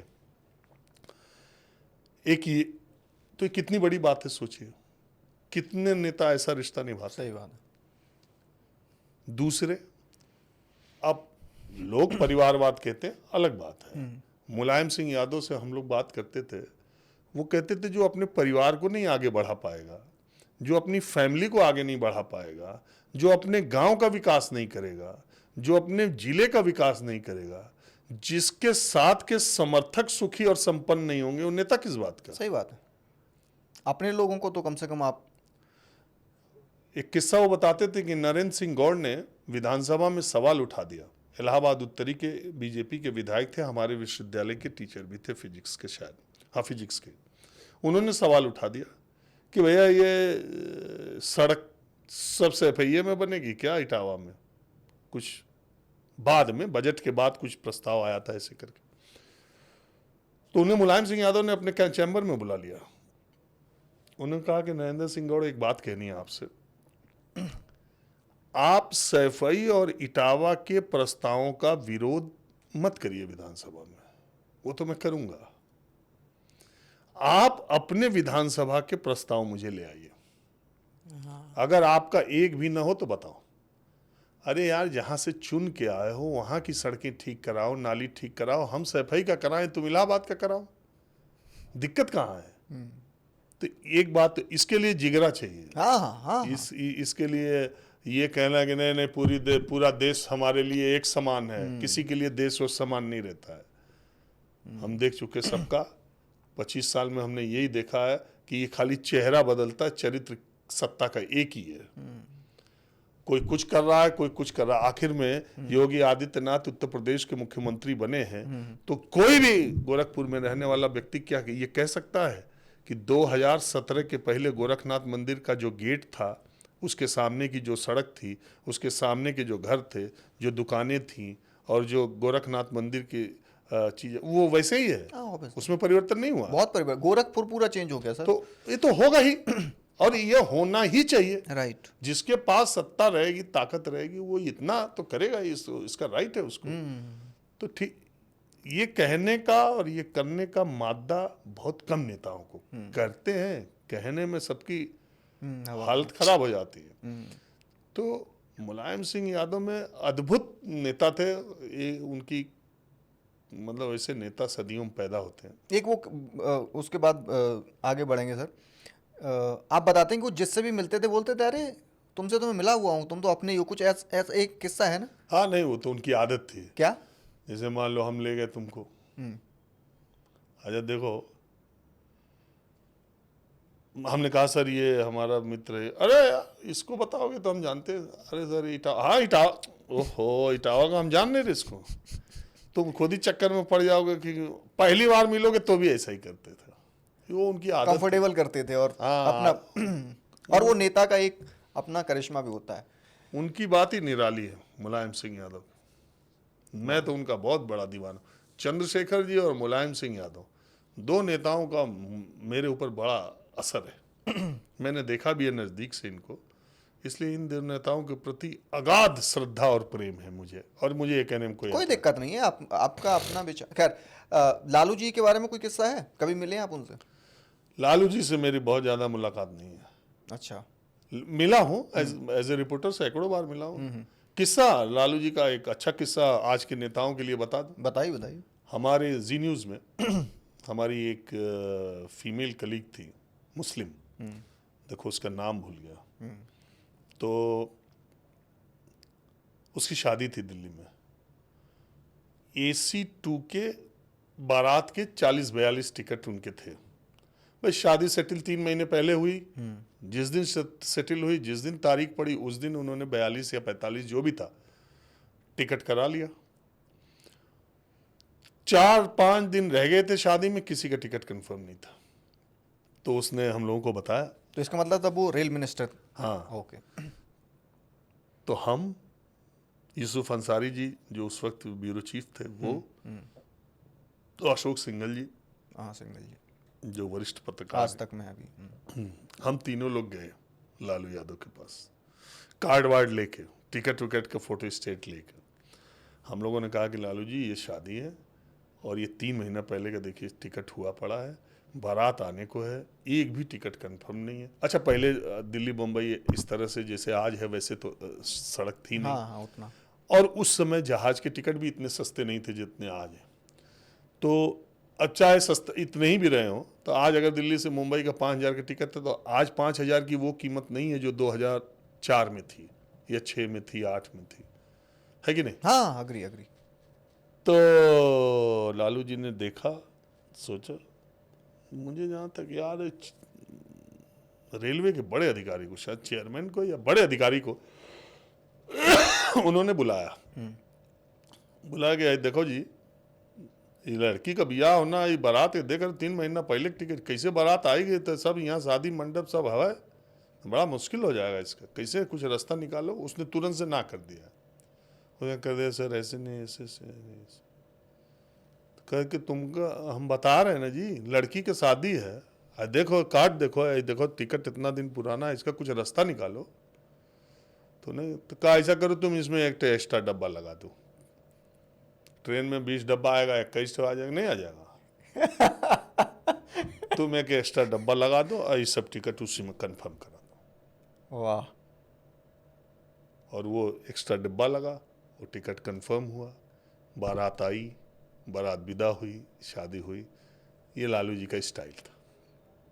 कितना मुझे ये सब सुन के ये समझ में आता है कि आज की राजनीति या नेताओं के एक्सेस कितने बंद दरवाजों में हो गए हैं कि अब उतना नहीं है कि आप चले जाएं और आपको एक्स्ट्रा डब्बा क्योंकि अपने बदौलत नहीं है। हाँ। आज के जितने केंद्रीय मंत्री हैं, मोदी जी का चेहरा हटाने के बाद कितने लोग लोकसभा जीत पाएंगे? सही बात। अपने बदौलत नहीं है। वो सुबह से शाम तक मोदी जी का ट्वीट देखो, उसको रिट्वीट करो, उस पर और तारीफ के 4 लाइन लिखो, इसी पर राजनीति चल रही है ना। केजरीवाल के यहाँ वही पोजीशन, केजरीवाल का ट्वीट देखो, उस पर 4 तारीफ केजरीवाल के लिखो, इसके बाद वीडियो जारी करो केजरीवाल के बारे में। वही अखिलेश यादव के यहाँ, वही तेजस्वी यादव के यहाँ, वही बीजेपी में, वही कांग्रेस में। जीते तो राहुल गांधी, हारे तो हुड्डा। तो इतना सब जगह है। मैं क्या कहता हूं, सबसे बुरा भारत की राजनीति में क्या हो रहा है, जिसका आने वाले दिनों में बड़ा नेता का, लीडर का और पीपल का डिस्कनेक्ट हो जाएगा। क्यों हो जाएगा? मुझे ऐसा लगता है, छात्र राजनीति या छात्र या युवा नेता के तौर पर आप किसको आगे ले आ रहे हो? 5 जो सांसद 25 से 30 साल के सबसे कम उम्र के सांसद हैं, वो कौन है जो इस बार जीते हैं? जो सबसे युवा मंत्री मोदी जी के मंत्रिपरिषद में, वो कौन है? सब नेताओं के पुत्र हैं। मुनव्वर हसन की बेटी इकरा हसन है, जो हाँ, इंद्रजीत सरोज के बेटे हैं, पीएल पूनिया के बेटे हैं। सब नेताओं के बेटे युवा नेता बन रहे हैं। ठीक है, समझ गया। छात्र आंदोलन से निकलकर या सड़कों पर राजनीति करके कौन है? हरियाणा का युवा नेता कौन है? दीपेंद्र हुड्डा, पिताजी सीएम वही है ना। मोदी जी की कैबिनेट में युवा जो कैबिनेट के में हैं वो कौन लोग हैं? चिराग पासवान, ज्योतिरादित्य सिंधिया, जितिन प्रसाद, और भी आप देख लीजिए। हाँ, मतलब कल मैक्सिमम की तारीख में ये भी हो जाएंगे, सुषमा स्वराज की बेटी। हाँ। कई राज्यों के भारतीय जनता पार्टी शासित मंत्री और विधायक डीएम और एसपी को फोन करने में डरते हैं।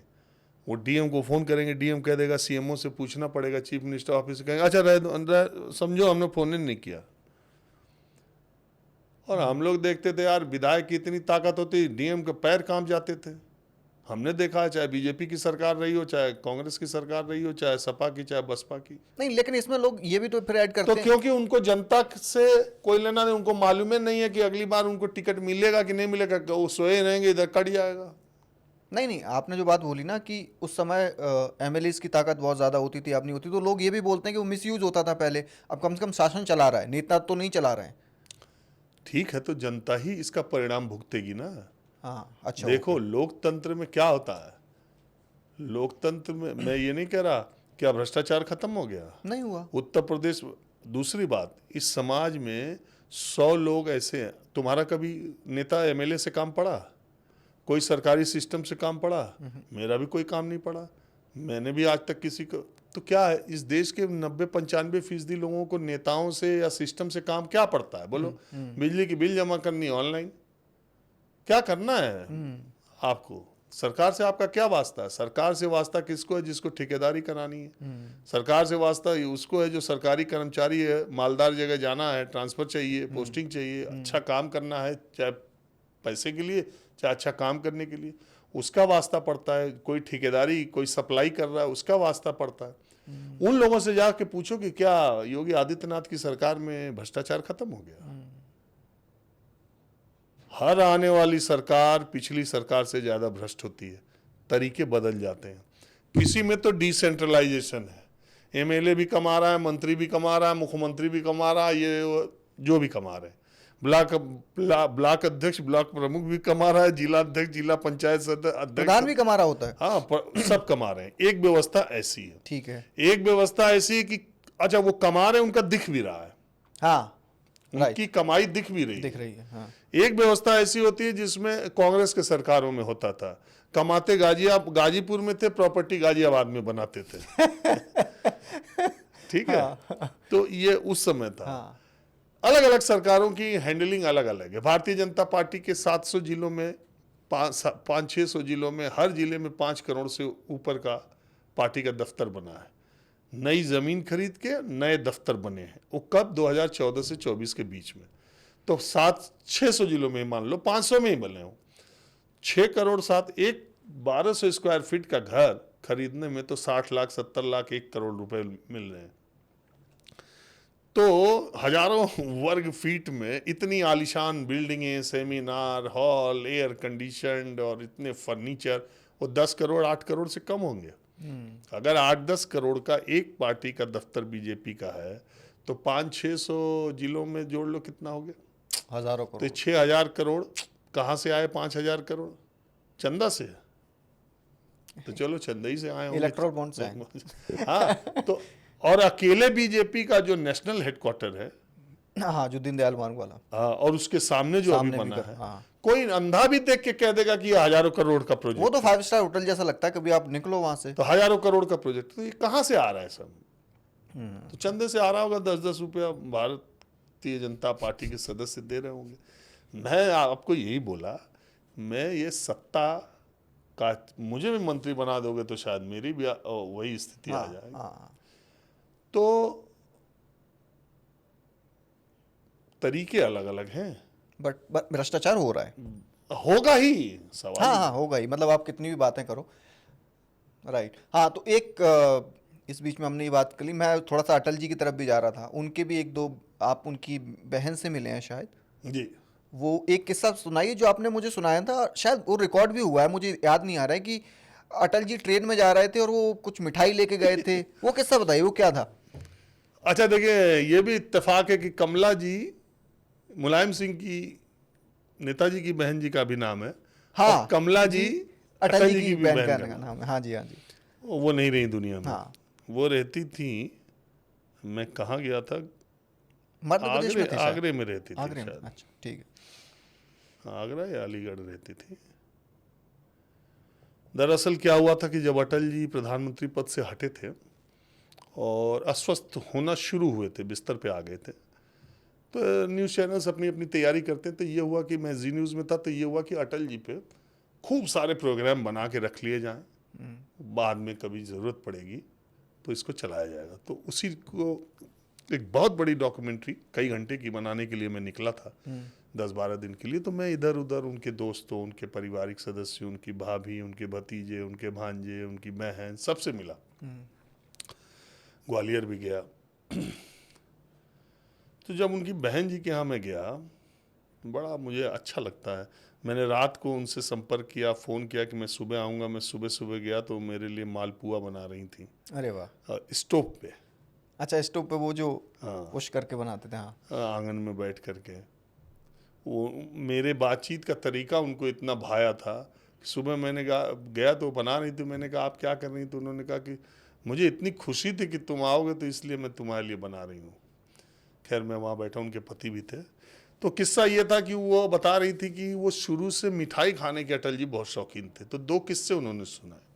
उन्होंने कहा कि पड़ोस के लोग जब होली में गुजिया भेजते थे, गुजिया और मिठाई भेजते थे, तो जिस बर्तन में भेजते हैं, आमतौर पे छोटे शहरों में, गाँव में प्रचलन है कि आप मिठाई लोग भेजते थे, गुजिया भेजते थे, तो उससे बढ़ा के भेजा वापस जाता किया जाता है। मतलब खाली बर्तन नहीं भेजा जाता था। खाली बर्तन नहीं भेजा जाता और जितना आता उससे बढ़ा के भेजा जाता। राइट। तो कहते थे कि जब माँ हम लोगों को देती थी बढ़ा के, तो हम और भैया जाते थे वापस बर्तन देने के लिए, तो रास्ते में ही खा लेते थे। तो बोलते थे कमला खाएगी? तो बोलते थे कि, तो मैं डर जाती थी, मैं कहता था कि नहीं भैया, माँ को पता चल जाएगा। तो कहे पागल है क्या, वो आके बताने जा रही है कि कम दिया कि ज्यादा। तो ये बचपन से वो इस तरह के। तो उन्होंने कहा कि मेरी शादी हुई तो शायद लाहौर में या कहाँ उनके पति पोस्टेड थे, या उनका ससुराल था, या मतलब अब वो पाकिस्तान में हिस्सा है। तो कह रही हैं कि उस समय जो ट्रेन थी उसमें महिलाओं का डिब्बा बिल्कुल अलग था, पुरुषों का बिल्कुल अलग था। तो इनका डब्बा जो था वो सबसे आगे वाला डब्बा था। अच्छा, अटल जी सबसे आगे वाले डिब्बे में? नहीं, कमला जी। अच्छा, कमला जी आगे और डिब्बे। अटल जी इनको विदा कराने गए थे, वो सबसे पीछे वाले डब्बे में थे। ठीक है। तो सारा सामान खाने पीने का और लगेज उन्होंने कमला जी को अकेले उसमें बैठा दिया, और लगेज और खाना पीना पानी वानी सब अपने लेके बैठे रहे। ठीक है। और ये रास्ते भर मिठाई और सारी चीज़ खाते रहे। जब ये स्टेशन पर उतरे, एक स्टेशन पर हाल चाल पूछने के लिए, तो वो रोने लगी इनको देख के। बोला सब कुछ खाने का भी अपने ही पास रख लिया। तो फिर वो उनको ले करके आए और कुछ कुछ खाने पीने को दिया जो अब स्टॉपेज पे आए थे। तो ऐसे किस्से सबकी ज़िंदगी के हैं। अच्छा, आपकी जिंदगी के क्या किस्से हैं सर? आजमगढ़ से है ना? हाँ जी। कुछ बताइए, आजमगढ़ के बारे में बताइए। और मतलब बचपन आपका कैसा था? माँ के साथ आपका कैसा रिश्ता है? पिताजी के बारे में अरे कुछ? यार, ये सब सबका एक ही जैसा नहीं है। नहीं, मेरे मुझे पिताजी जानना है, मुझे इसलिए जानना है कितनी मार पड़ी आपको, कैसे नहीं शरारती नहीं, थे? मुझे मार कभी नहीं पड़ी। आप शरारती नहीं थे? नहीं, शरारती तो था लेकिन मैं बहुत दुलारा था। अच्छा, छोटे हैं सबसे आप घर में? सबसे बड़ा हूँ। अच्छा, सबसे बड़े हैं आप। तो मैं मार वार नहीं खाया इस तरह जैसे सब लोग खाते हैं। थोड़ा बहुत तो तो पड़ी। मेरे ऊपर किसी तरह की कोई बंदिश नहीं थी, कोई गार्जियनशिप नहीं थी। हमारे फादर ने कभी 2-4 बार ऐसे ऐसे मार दिया हो तो अलग बात है। मुझे नहीं याद है कि मतलब धुनाई नहीं हुई है? नहीं, धुलाई कभी नहीं। कभी नहीं, माँ से भी नहीं? तेज आवाज में भी हमारे फादर ने हमको कभी नहीं डांटा। मदर का भी सेम था? हाँ, करीब करीब अच्छा। पूरे फैमिली का। तो कोई शैतानी तो बता दीजिए बचपन की। शैतान, देखो बात मैं सब बच्चों को कहता हूँ, शैतानी जो पकड़ी जाए अच्छा, वही है जो पकड़ी नहीं गई। और वही बच्चा बदमाश है जो शैतानी करके पकड़ा गया। हाँ। जो नहीं पकड़ा गया वो शरीफ है। उसी तरह का मैं हूँ। तो आप पकड़े नहीं ऐसी गए? कोई शैतानी जो शैतान माना जाता है, या जो बदमाशी है, बदमाश, शैतानी, हाँ। जो बच्चा बदमाश माना जाता है कि बचपन में बहुत बदमाश, उसकी शैतानियां पकड़ी जाती हैं? वो पकड़ा जाते हैं बेचारे। गलती सिर्फ इतनी, मतलब चोर। और जिनको शरीफ कहा जाता है उनकी बदमाशियां पकड़ी नहीं जाती। हाँ। तो मैंने कहा मैं वो वाला बदमाश और शरीफ हूँ जिसकी बदमाशियां पकड़ी नहीं है। किया मैंने वो सब कुछ जो बदमाश बच्चे मेरे समय तो के आप करते अपने नहीं पकड़े गए, कोई बात नहीं, आप बता तो सकते हैं कोई ऐसा बचपन का किस्सा? थे। अरे भाई, क्या होता था उस समय? कुछ चुरा लेना, कुछ खा लेना, किसी का एक बार मैं कार ही लेके गायब हो गया था अपने घर से। कार? हम्म, कब की बात है ये? छोटे थे? बहुत छोटा था, 8th-9th में। वो कार ले गए आप? हाँ। फिर क्या हुआ? और पापा हमारे पूरा खोजते रहे कि मैं कहाँ चला गया। घर में रोना पीटना हो गया। मैं घूम फिर के अपना रात को 9 बजे आया। उस एज में आप कार चला लेते थे? हाँ, 9th-10th में चला लेता था।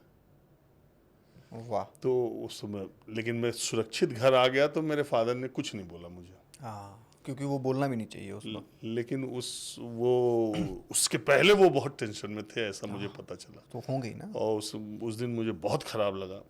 फिर उसके बाद से मैंने ये तय कर लिया कि अब मैं जो कुछ भी करूँगा वो मम्मी पापा को बता के करूँगा। तो मैंने सब आज तक जो कुछ भी किया मैं बता देता हूँ। माँ तो मेरे मतलब हम लोग साथ ही रहते हैं। मेरे फादर का निधन हो गया, अच्छा। 10-12 साल हो गए, तब से मदर साथ ही रहते हैं। ओके। तो माता जी आपके साथ यहीं रहती हैं। तो पिताजी के साथ कैसा, मतलब आपने बोला कि कभी उन्होंने डांटा नहीं। मुझे ध्यान है कि जिस एरा में आप लोग थे, या मतलब मैं भी 90s में हूँ, तो फादर के साथ हम लोगों का उतना कनेक्शन रहता नहीं है, मतलब वो एक। नहीं, मेरा इस मामले में अलग है। हाँ, वही मैं जानना चाह रहा हूँ। मेरा बहुत फ्रेंडली रिलेशन था मेरे फादर और मेरे में। मुझे कभी नहीं लगता था कि मैं अपने फादर से बात कर रहा हूँ। हाँ। उसकी वजह शायद ये थी कि वो अपने फादर से बहुत डरते थे, राइट। और मैं अपने दादाजी के बहुत करीब था। ओके।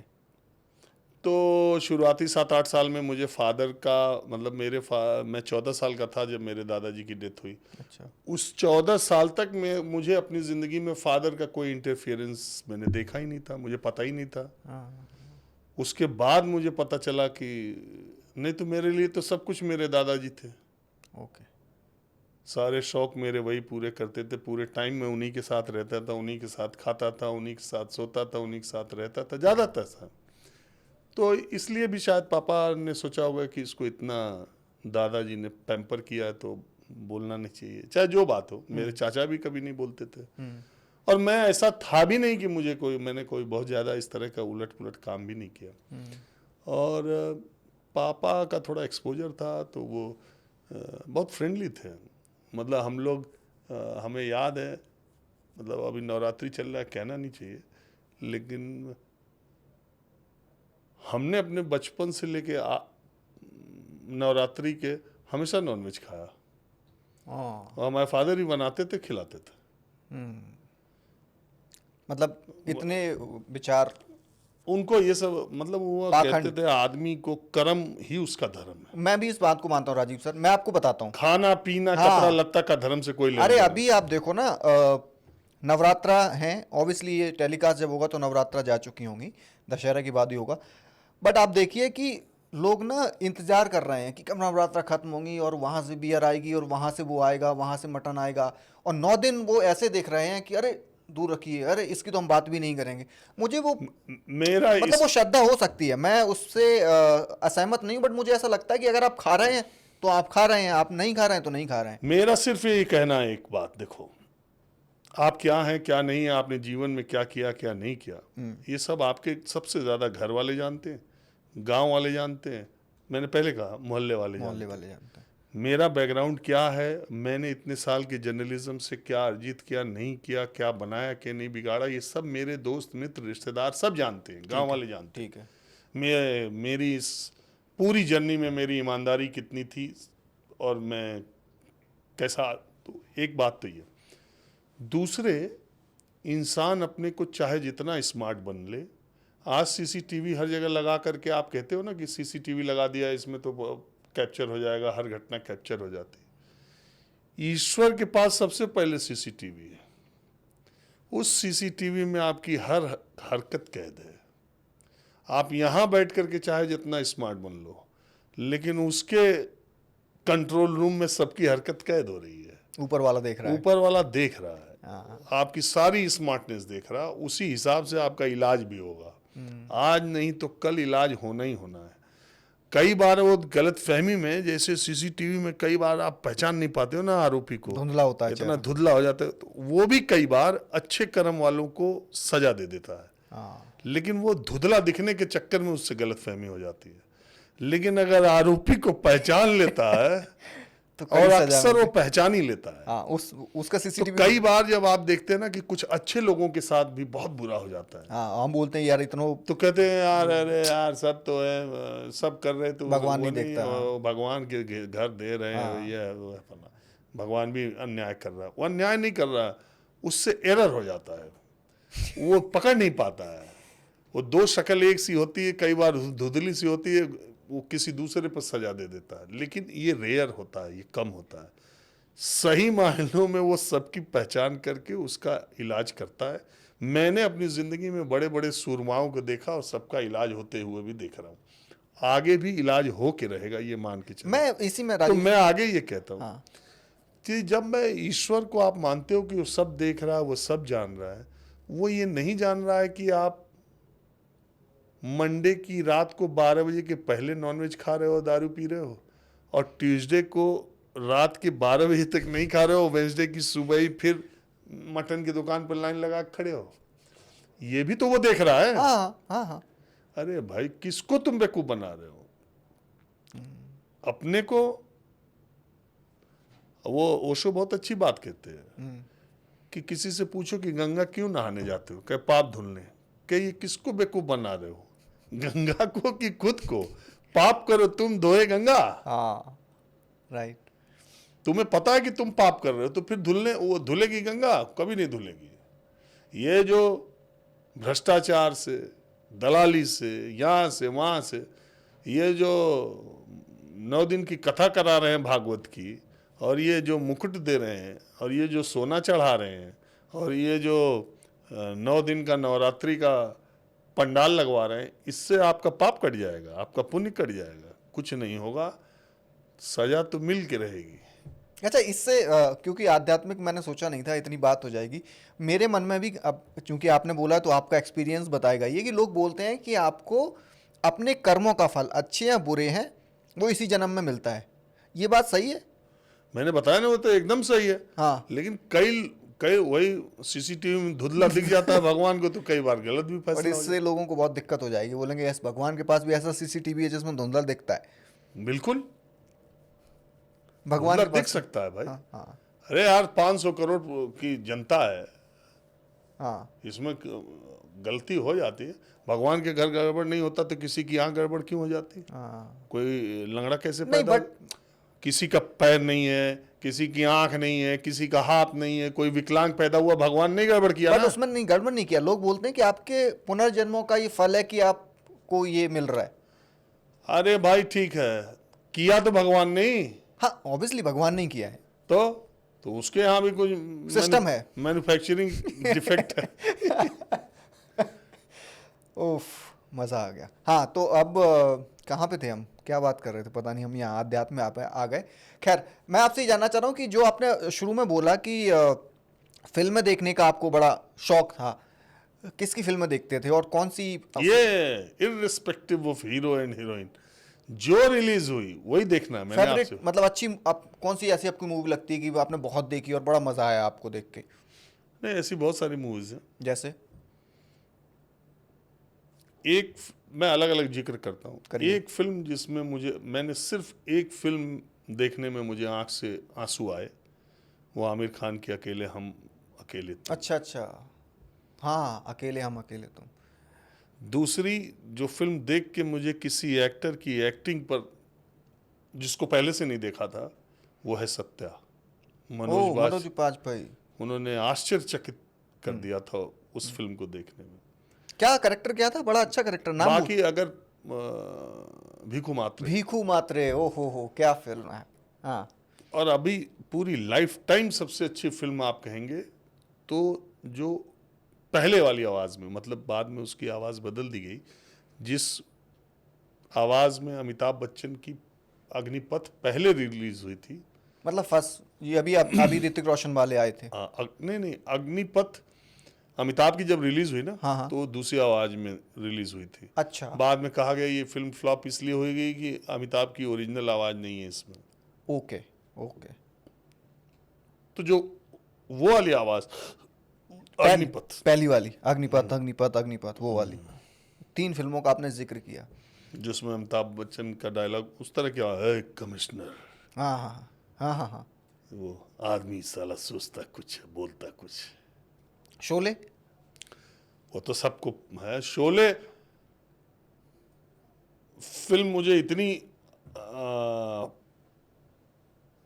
फिल्म के तौर पे तो वो पसंद है, लेकिन उसके बनने की जो कहानियां वो मुझे बहुत ज़्यादा बताइए ना सर कुछ। कि वो बनी कैसे, स्टार कास्ट कैसे हुआ, वो जगह कैसे ढूंढी गई। आपको मालूम है मैंने माहौल क्या है, मैं वो जगह भी दिखाई जहाँ शोले शूट हुई है। अच्छा। हाँ, कर्नाटका में गया था, तो चूंकि मैं पढ़ा था, तो रामगढ़ जैसे ही मैं वो जगह देखा मैं समझ गया यहीं शोले शूट हुई है। मैंने किसी गाड़ी रोक के पूछा कि शोले यहीं शूट हुई, तो उन्होंने कहा हाँ। फिर मैंने वो प्रोग्राम ही उसी पत्थर पहाड़ियों पे किया। बहुत कम लोगों को मालूम होगा, आपको भी नहीं मालूम होगा, ठाकुर का गांव, गब्बर की पहाड़ियां, ये सब 500 मीटर में है। उसी एरिया में। हाँ, दो पहाड़ हैं, इधर ठाकुर का गांव का सेट था और बगल वाला जो है गब्बर का। देखने में लगता है कि गब्बर घोड़ा लेके आ रखा, वो एकदम अगल बगल की पहाड़ियां हैं, मतलब 500 मीटर में वो जगह है। अब तो वो बहुत झाड़ झंखाड़ हो गई, लेकिन मैं गया था देखने के लिए। तो वहीं से ट्रेन भी गुजरती है, अभी भी है। ओके। वो बहुत छोटी सी जगह है। लोकेशन मतलब छोटी है, लेकिन लोकेशन नहीं, लोकेशन तो है, लोकेशन इन द सेंस कि मतलब वो सेट पूरा जो। 1 किलोमीटर में ही पूरी फिल्म शूट हो गई। ओके। 1-1.5 किलोमीटर में। अब बताइए, आप जैसा बोलते हैं ना कि आपके शो में आप जाते हो और कोई पॉलिटिकली नहीं बोलता है, तो आप जैसे आपने एक दिन अभी हरियाणा का एक एग्जाम्पल दिया था कि कोई वहाँ पे एक मंदिर था, आप वहाँ चले गए तो किसी ने बोला कि बताओ मैंने दर्शन नहीं किए थे, राजीव जी आपने वो दर्शन करा दिए। मेरा पॉडकास्ट भी कुछ कुछ ऐसे ही होता जा रहा है। मैं जो लिख के लाया था मैंने अब तक देखा नहीं है, और हम लोग क्या बातें कर रहे हैं शोले वाली बात का, तो मुझे अंदाज़ा भी नहीं था कि आप वहाँ गए हुए हैं। नहीं, मैंने वो दिखाया था, वो प्रोग्राम मैं मैंने किया देखूंगा, था। मुझसे मिस हो गया होगा, मैं अक्सर आपके प्रोग्राम सारे देखता और हूँ। उसमें मैं ओपनिंग जो किया था वो गब्बर की स्टाइल में चल के ही किया था। थोड़ा सा। नहीं नहीं, मतलब पैदल, अपने कैमरामैन से कहा कि तुम मेरे। अच्छा अच्छा अच्छा, ओके, पैरों से उसने हाँ। अप किया था। अच्छा, वो गब्बर जो बोल, गब्बर वाला ही डायलॉग बोल दीजिए सर, एक आध तो कुछ तो आप गब्बर। अरे यार तुम, हम डायलॉग हमको इतने याद थोड़ी नहीं, जैसे सबको याद रहते हैं वैसे हमको भी कितने याद है। आदमी थे? कोई मैं मिमिक्री आर्टिस्ट तो हूँ नहीं कि नहीं मैं। करोगे आप, मुझे पता चला। खैर छोड़िए। सिंगर आपका कौन फेवरेट रहा है 90s में? जैसे कुमार शानू हुआ करते थे, उससे पहले किशोर दा, इधर उदित नारायण, या फिर आप नए जो नहीं, आए हैं? ऐसा मेरा कोई एक सिंगर तो नहीं है। किसी किसी कोई कोई गाना, कोई कोई गाने अच्छे लगते हैं। ऐसे ये नहीं कि कोई एक ही सिंगर को सब सुनता जा रहा नहीं, हूँ। मतलब कौन सा गुनगुनाते हैं? गजलों में मेहदी हसन भी अच्छे अच्छा, लगते अरे हैं, हाँ। जगजीत सिंह भी, गुलाम अली भी, कभी कभी तलत अजीज की भी दो एक अच्छी लगती है, अहमद हुसैन, मोहम्मद हुसैन बहुत अच्छे लगते हैं। फिल्में में जैसे सबको है, कोई किशोर कुमार के गाने, कभी मतलब जो हिट हो मुकेश रहा है के, चला। कभी महेंद्र कपूर के भी एक दो हाँ, गाने अच्छे हैं। लता जी की तो रहता बात ही है, नहीं हाँ। है, आशा जी है, अभी नई में श्रेया घोषाल है। हाँ। ये हो गया। अच्छा, आपको क्योंकि आप कितने साल हो गए आपको जर्नलिज्म में? 25, 24, हाँ 24। 24-25 साल हो गए। 24-25 साल में अगर मैं आपको ये बोलूं कि कोई एक ऐसा प्रधानमंत्री जो आपको लगता हो कि मुझे सबसे अच्छा वो लगता था, और वो क्यों लगता था उसका अगर आप बताना चाहें तो। उससे पहले भी ऑब्वियसली आप देखिए, 25 साल तो आपको यहाँ काम करते हुए हैं, उससे पहले भी आपने कई प्रधानमंत्रियों को देखा है, पढ़ा है, समझा है। अब वही बात है, मैंने आपको पहले ही बताया कि मुझे दो नेता बहुत पसंद हैं। हाँ, वो दो नेता आपके हो गए, तो जब चंद्रशेखर जी। चंद्रशेखर जी भी प्रधानमंत्री रहे तो राइट। मैं उनके अलावा किसी का नाम ले नहीं सकता। ठीक है। और अगर क्यों पसंद है कहेंगे आप, तो उनको जिन विपरीत परिस्थितियों में देश की बागडोर मिली थी, उनके पास संख्या तो थी नहीं, लेकिन मैं चंद्रशेखर जी को ये मानता हूँ कि पूरी दुनिया में आपको चंद्रशेखर जी के अलावा दूसरा कोई नेता नहीं मिलेगा जिसने अपने इतने बड़े राजनीतिक जीवन में सदनों के सदस्य रहने के अलावा बिना कोई मंत्री परिषद में शामिल हुए सीधे प्रधानमंत्री पद लिया। ओके। उन लोग कभी भी किसी राज्य के मंत्री नहीं बने, कोई मुख्यमंत्री नहीं कभी बने, मुख्यमंत्री नहीं, कोई कभी सेंट्रल मिनिस्टर कभी नहीं, नहीं, नेवर, और प्रधानमंत्री, सीधे प्रधानमंत्री। ऐसा कोई नहीं है। ऐसा कोई नहीं है। तो कुछ तो उनके अंदर खासियत थी। दूसरे, मैं बहुत सारी किताबें, मैंने कहा आपसे पढ़ता रहता हूँ, उस समय के राष्ट्रपति की किताब आप पढ़िए तो वो कहते हैं कि चंद्रशेखर जी को अगर समय मिला होता तो देश के सबसे अच्छे प्रधानमंत्री होते। अगर आप एस के मिश्रा जी की किताब पढ़े, IAS अधिकारी जो उनके प्रिंसिपल सेक्रेटरी थे, तो वो किस्से उसमें आप सुनेंगे कि एक किस्सा है कि वो किसी राष्ट्राध्यक्ष से मिलने के लिए जा रहे थे। चंद्रशेखर जी जल्दी जल्दी में थे, और जैकेट पहने, कुर्ता धोती और जैकेट पहन के तैयार हुए और किसी चीज़ पे साइन करना था। एस.के. मिश्रा से उन्होंने पेन मांगा, उन्होंने पेन ऐसा निकाला कि सारी स्याही चंद्रशेखर जी के जैकेट पे गिर गई, प्रधानमंत्री रहते हुए। प्रधानमंत्री। और उन्हें तुरंत जाना था, कोई राष्ट्राध्यक्ष आया था उससे मिलने के लिए। उन्होंने तुरंत अपना वो जैकेट निकाला और एक 2 दिन की या पहले की पहनी हुई जैकेट थी, ऐसा ही कुछ किस्सा, उन्होंने तुरंत पहना और चले गए। एस.के. मिश्रा कहते हैं कि रेयर, मतलब ऐसा उन लोग का अनुभव है नेताओं का। बहुत सारे किस्से हैं यूनाइटेड नेशंस में या यहाँ वहाँ बोलने में। तो चंद्रशेखर जी अगर मौका मिलता तो शायद सबसे बेहतर प्रधानमंत्री होते। उतने ही दिन के कार्यकाल में उन्होंने राम जन्मभूमि और बाबरी मस्जिद विवाद को हल करने के करीब पहुंच गए थे। और आपको आश्चर्य होगा, सुप्रीम कोर्ट ने जो फैसला दिया जिस पर राम मंदिर बना, तकरीबन यही फार्मूला चंद्रशेखर जी का भी था। ओके। जन नेता होना, लोकप्रिय नेता होना एक अलग बात है, स्टेट्समैन होना एक अलग बात है। राइट। तो चंद्रशेखर जी की बात दूसरी थी। आज के प्रधानमंत्री जो मनमोहन सिंह का तो कोई मतलब ही नहीं, वो काबिल अर्थशास्त्री हो सकते हैं मगर वो नेता तो थे नहीं। तो कोई भी पॉलिटिकल आदमी या उनकी हम बहुत तारीफ कर सकते हैं मनमोहन सिंह के सरकार के, लेकिन हम Manmohan Singh as a prime minister वो सफल भी हो सकते हैं, उन्होंने क्रांतिकारी, मगर एक लीडर, जननेता, वो जन नेता या राजनेता वो उनको तो मैं नहीं मान सकता। हाँ, वो लीडर तो नहीं है। अग्री। अटल जी की तो बात ही निराली है, उनके जैसा विशाल व्यक्तित्व के बारे में तो कुछ कहना ही बेकार है। लेकिन आपने चूंकि मेरी पसंद पूछी तो वो चंद्रशेखर, इसलिए मैं चंद्रशेखर जी को वैसे भी पसंद करता हूं और बहुत सारी किताबों और संस्मरणों ने मेरे ऊपर उनकी ऐसी छाप छोड़ी है। देखिए, नेता ये सब ना अद्भुत लोग हुए हैं।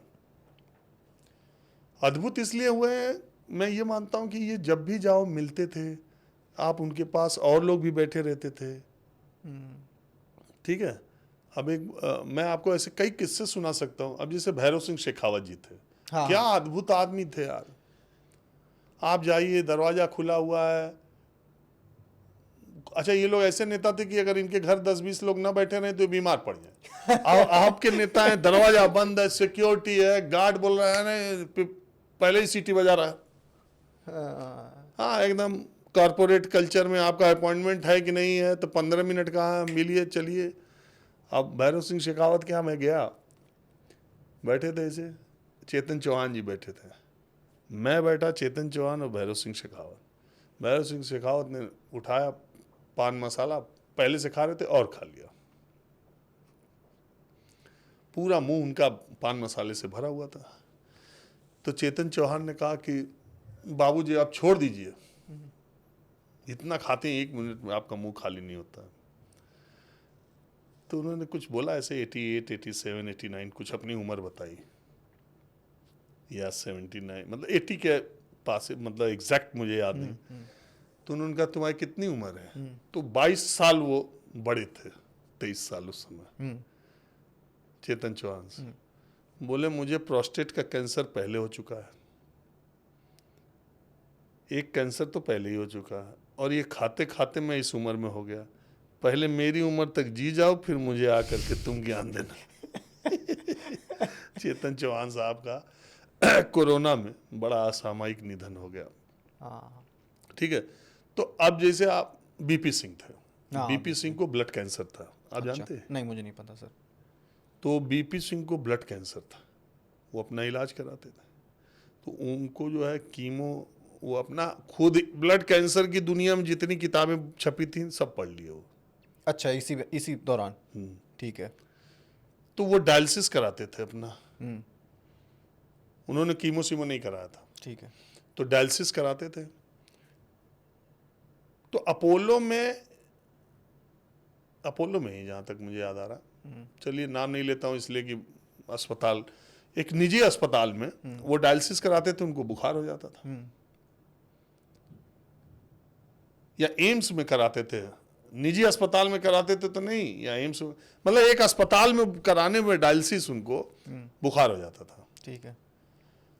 फिर बाद में उन्होंने खुद से ही उस वहां के पानी का आरएच फैक्टर और क्या क्या जांच कराई, और फिर उन्होंने वहां के डायरेक्टर को चिट्ठी लिखा कि आपके पानी में गड़बड़ी, इसलिए डायलिसिस में मुझे बुखार हो जाता। चेक हुआ और जो बीपी सिंह ने कहा था वही सही हुआ। ये किस्सा उन्होंने खुद मुझे बताया था। क्योंकि वो ऑलरेडी किताब पढ़ रहे थे, इस वजह से उनको ये आइडिया था। खुद ही पढ़ के निकाल लिए।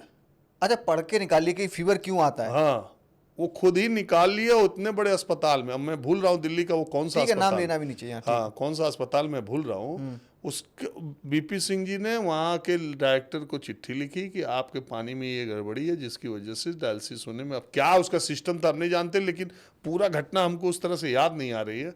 ये बात खुद बीपी सिंह ने मुझे बताई थी। वाह। दूसरी बात, बीपी सिंह भी ऐसे बैठे रहते थे और उनके पास कोई भी चला जाए और बिल्कुल इलाहाबादी कहाँ रहे, बहुत दिन बाद आ रहा है यार, तुम्हारा तो दर्शन है नहीं मिल रहा भाई। आम लोगों से, किसी से भी अच्छा, ऐसे ही इलाहाबादी में बोलते थे। अच्छा, अब मैं वो बड़ा मिस करता हूँ मैं। आप गाड़ी उठाइए, किसके यहाँ जाएं लुटियंस जोन में मिलने के लिए, क्या किससे बात करें, कौन क्या, मतलब अब दूसरे तरह की राजनीति हो गई। अरे अब तो नेता से मिलने से पहले आपको 4-5 लोगों से मिलना पड़ता है, तब आप जाके कहीं नेता से मिल पाते हैं। अच्छा, मुख्यमंत्री अगर मैं जानना चाहूँगा आपका फेवरेट, तो मुलायम सिंह यादव ही होंगे, जाहिर सी बात है। इस मामले में मैं थोड़ा, अरे तो बताइए ना फिर। मुझे लगता है कि कल्याण सिंह को बेहतर मुख्यमंत्री माना जाना चाहिए। यूपी के जो मुख्यमंत्री रहे, जैसे क्यों, मतलब आपको ऐसा क्यों? कानून व्यवस्था के बारे में, और जो उन्होंने नौजवानों को नौकरी जितनी पारदर्शिता से दी उसके बारे में, और उनकी पर्सनालिटी के बारे में, मुझे कल्याण सिंह ज़्यादा अच्छे मुख्यमंत्री दिखाई देते। अच्छे मुख्यमंत्री ज़्यादा, अच्छे प्रशासक, नेता, नेता बहुत बड़े, नेता बहुत अच्छे थे। ओके, क्योंकि हम पॉडकास्ट कर रहे हैं तो इसमें अगर मैं आपसे पॉलिटिकल सवाल नहीं पूछूंगा या आपकी राय नहीं पूछूंगा राजनीति पे, तो लोग ऐसा बोलेंगे कि सिर्फ बाकी बात। अच्छा, आजकल तो पूछना भी तुम्हारा जरूरी इसलिए है कि हरियाणा में मैंने हाँ, मैं उसी पे आ रहा हूँ, आप नहीं बोलेंगे, मैं उसी पे आ रहा हूँ। क्योंकि एग्जिट पोल्स 2024 लोकसभा चुनाव के आए, वो ऑलमोस्ट सबके गलत हुए और बड़ा इसको लेके बवाल हुआ। उससे पहले एमपी और छत्तीसगढ़ के एग्जिट पोल्स जो आए थे उसमें बोला गया कि कांग्रेस जीत रही है और बड़े मार्जिन से जीत रही थी। वहाँ पे लोग गलत साबित हुए, एग्जिट पोल और बुद्धिजीवी गलत हुए। उसमें आप एक थे जो लगातार ही बोल रहे थे, आपने अलग से एक वीडियो अपने चैनल पे भी डाला था कि एमपी में कांग्रेस आ रही है, बहुमत से थोड़ी बहुत सीट ज़्यादा ही रहेंगी। वो आकलन गलत हुआ, आपको बड़ा ट्रोल किया गया कि आप तो जिता रहे थे। उसके बाद ये लोकसभा चुनाव हुआ है जिसमें मुझे लगता है कि आपका आकलन फेयर इनफ था यूपी को भी लेके, हालांकि वो तो ऐसा शॉकिंग था सबके लिए कि क्या हुआ। फिर आप अब हरियाणा में जब चुनाव हुए तो आपने बोला कि वहाँ पे कांग्रेस सरकार बन सकती है और आपका बड़ा वीडियो वायरल हुआ। ये जो जितने भी एनालिसिस्ट हैं या जर्नलिस्ट हैं जो सीटों का आकलन करते थे, इन 2-3 इलेक्शंस के बाद, लोकसभा इलेक्शन, एमपी, छत्तीसगढ़ और अब हरियाणा के बाद, लोगों ने बोल दिया कि अब हम सीटों का आकलन करना बंद कर देंगे, समझ में नहीं आ रहा है इलेक्शंस में क्या हो रहा है, और लोग बड़ा ट्रोल करते हैं। क्या आपको भी लगता है कि अब आप भी ये बंद कर देंगे, या आपको लगता है कि भाई मेरा ओपिनियन है, मैंने वहाँ कवर किया, जो मैंने देखा मैंने बोल दिया, नहीं आए रिजल्ट वो अलग इशू है? पहली बात तो ये हम बंद करने वाले, ये हमारा काम है, हमारा पेशा है, ठीक है, ये हम करते रहेंगे। ठीक है। दूसरी बात, ये जो ट्रोल या क्या है, ये सब ट्विटर पे है, हाँ, उससे मैं संचालित होता नहीं, उसको मैं बहुत ज़्यादा देखता नहीं है। ठीक है, देखता हूँ लेकिन उतना ही काम के लिए बस अपना लिखा और चल दिया, या कभी जो मुझसे बेहतर लोग हैं उनको देख जिनको मैं अपने से बेटर मानता हूँ, ठीक है, उन लोगों का कभी कुछ आता है तो मैं देख लिया। अदरवाइज वो तो आपको मालूम है कि प्रधानमंत्री मोदी भी ट्वीट करते तो उसके नीचे के कमेंट अगर वो देख लें तो इस देश में 500-700 लोग या 5-7 हज़ार लोग जेल में चले जाएं, और जितने लोग भी हैं बड़े लोग। तो मेरे जैसे आदमी की बिसात क्या है, मेरे तो पता नहीं कितने, अभी 1 लाख भी मेरे फॉलोअर्स भी नहीं है उस पर। आप बहुत डिले भी एक्टिव भी नहीं है ना, इसलिए। और मैं एक्टिव भी नहीं हूँ उस पर बहुत ज़्यादा। तो मैं ट्विटर पे कौन क्या कह रहा है उससे मेरे काम करने पे और मेरे सेहत पे कोई फ़र्क नहीं है। वैसे भी कोई क्या कह रहा है उससे भी मेरा कोई फर्क। आप तो मस्तमौल आदमी क्योंकि हैं, 4 महीना पहले जब मैंने कहा कि यूपी में मुझे नहीं लगता बीजेपी का नुकसान होगा, बीजेपी को शायद उतनी ही सीटें आएंगी, 2-4 कम, तो जो बीजेपी के खिलाफ वाले लोग थे वो कहने लगे कि ये तो संघी है, ये तो राजपूत है, ये तो जातिवादी है। तो मैं उससे तो संचालित हुआ नहीं, सही बात है। वो आया और गया। तो उस समय मैं बीजेपी वाला हो गया था। अभी हरियाणा के इलेक्शन में कहा, मुझे ज़मीन पे ऐसा लगता है कि कांग्रेस की सरकार बनने में कोई दिक्कत नहीं, 46 से ज़्यादा ही उसकी सीटें आएंगी। नतीजे उसके उलट आए। तो लोग अगर ये कहने लगे कि ये कांग्रेसी दल्ला है तो ये है, तो उससे भी तो मैंने आपको क्या बताया, जो होगा उसके ऊपर फर्क पड़ेगा। हाँ। मुझे कोई कहता रहे, मैंने आपको पहले ही बताया कि मेरे घर के लोग, मेरे परिवार के लोग, मेरे मोहल्ले के लोग, मेरे गांव के लोग, मेरे स्कूल के टीचर्स, मेरे यूनिवर्सिटी के टीचर्स मुझे आज तब से लेके आज तक देख रहे हैं। तो उन्हें पता है कि मैंने दलाली गिरी से और दल्लागिरी से क्या बनाया है, क्या नहीं बनाया है। मेरी गाड़ी घोड़ा, कपड़ा लत्ता, मकान दुकान, और जिन लोगों ने बनाया उनको भी लोग जानते हैं। सही बात है। मैं बहुत सारे शहरों में जाता हूँ, लोग अभी मैं गोरखपुर गया था, एक हमारे साथ वहाँ के स्थानीय पत्रकार बैठे, तो रास्ते में वो दिखाते ही जा रहे थे, भैया ये बाएं वाले उस वाले पत्रकार का है, ये दाएं वाली प्रॉपर्टी उनकी है, तो उस मॉल में उनका। अरे हमने कहा भैया हमें क्या लेना देना, तुम मेरी गाड़ी से उतर जाओ, मुझे दूसरे की प्रॉपर्टी जानने का कोई इंटरेस्ट नहीं है, कौन क्या कर रहा है, किसके पास कितनी प्रॉपर्टी है। तो मेरी जो है, मैंने जो बनाया है, जो किया, वो सबको पता है। तो किसी के कुछ कह देने का प्रभाव मेरे पे नहीं पड़ता, पहली बात। दूसरी बात, प्रोफेशनली, मतलब मैं, वो कहते हैं ना, गुनहगार समझेगी दुनिया तुझे, अब इतनी सफाई भी न दे। ओहो, तो सही बात है, मुझे कोई सफाई नहीं देनी है, पहली बात। दूसरी बात, प्रोफेशनली, पहले ही राउंड में या सेमीफाइनल में या क्वार्टर फाइनल में जो विश्व कप का मैच होता है, उसमें टीम बाहर आ जाती है, तो क्रिकेटर क्रिकेट खेलना छोड़ देते हैं। अरे भाई, अपनी गलती देखते हैं, अगली बार मेहनत करते हैं। हम तो 83 के बाद वर्ल्ड कप कब जीते और 83 के पहले कब जीते, बीच में कभी नहीं जीते। तो इसका मतलब उस उतने दिन में कोई क्रिकेट नहीं खेलेगा, कोई टीम को लीड नहीं करेगा। अरे ज्योतिषी अगर भविष्यवाणी करना छोड़ देगा या भविष्यवाणी गलत हो जाएगी तो ज्योतिष छोड़ देगा? नहीं छोड़ेगा। हाथ देखने वाले का हाथ देखना गलत हो जाएगा तो छोड़ देगा? हमें ही एक पंडित जी हमारे बगल में तो कहते ये लड़का 10th नहीं पास होगा, और अभी भी दूसरे को भी बता रहे हैं, और मेरे सामने ही बताते रहते हैं, मेरे मोहल्ले के ही हैं। वो छोड़ दिया क्या? मतलब दुकान चलती रहेगी? नहीं, अरे मरीज मर जाएगा तो डॉक्टरी का पैसा बंद हो जाएगा। और हमारा कहना गलत हो गया तो हम बोलना छोड़ा, हमारा तो पेशा है यही। अब हरियाणा खत्म हो गया, अब हम माइक डंडा लेके चल रहे महाराष्ट्र, अब झारखंड। हम दिखाएंगे आपको, बोलेंगे, बताएंगे, जनता की राय लेंगे, शो करेंगे अलग। और जब जिस दिन पोलिंग होगी उस दिन भी बताएंगे कि हमको लगता है इसकी सरकार आएगी, और 2 दिन बाद गलत हो जाएगा तो फिर कहेंगे हमारा आकलन गलत हुआ। कोई बात नहीं, अब दिल्ली आ जाते हैं। हाँ, फिर तब दिल्ली में लग जाएंगे, और फिर कह देंगे आज सही होगी, तो हम कह देंगे, तो लोग कहेंगे कि भाई ये सही था। इस आधार पे आप बोलना छोड़ देंगे, राइट, तब तो हो चुका काम। अच्छा, अब मुझे अपन क्लोज करेंगे, क्योंकि देखो एक स्मार्ट मूव होता है। बहुत सारे लोग, मेरे दोस्त भी भी बहुत सारे लोग कहते हैं कि तुम क्यों बोलते हो यार, स्मार्टली खेलना चाहिए, कहना चाहिए क्लोज टक्कर है, फिर तो सेफ रहता है आदमी।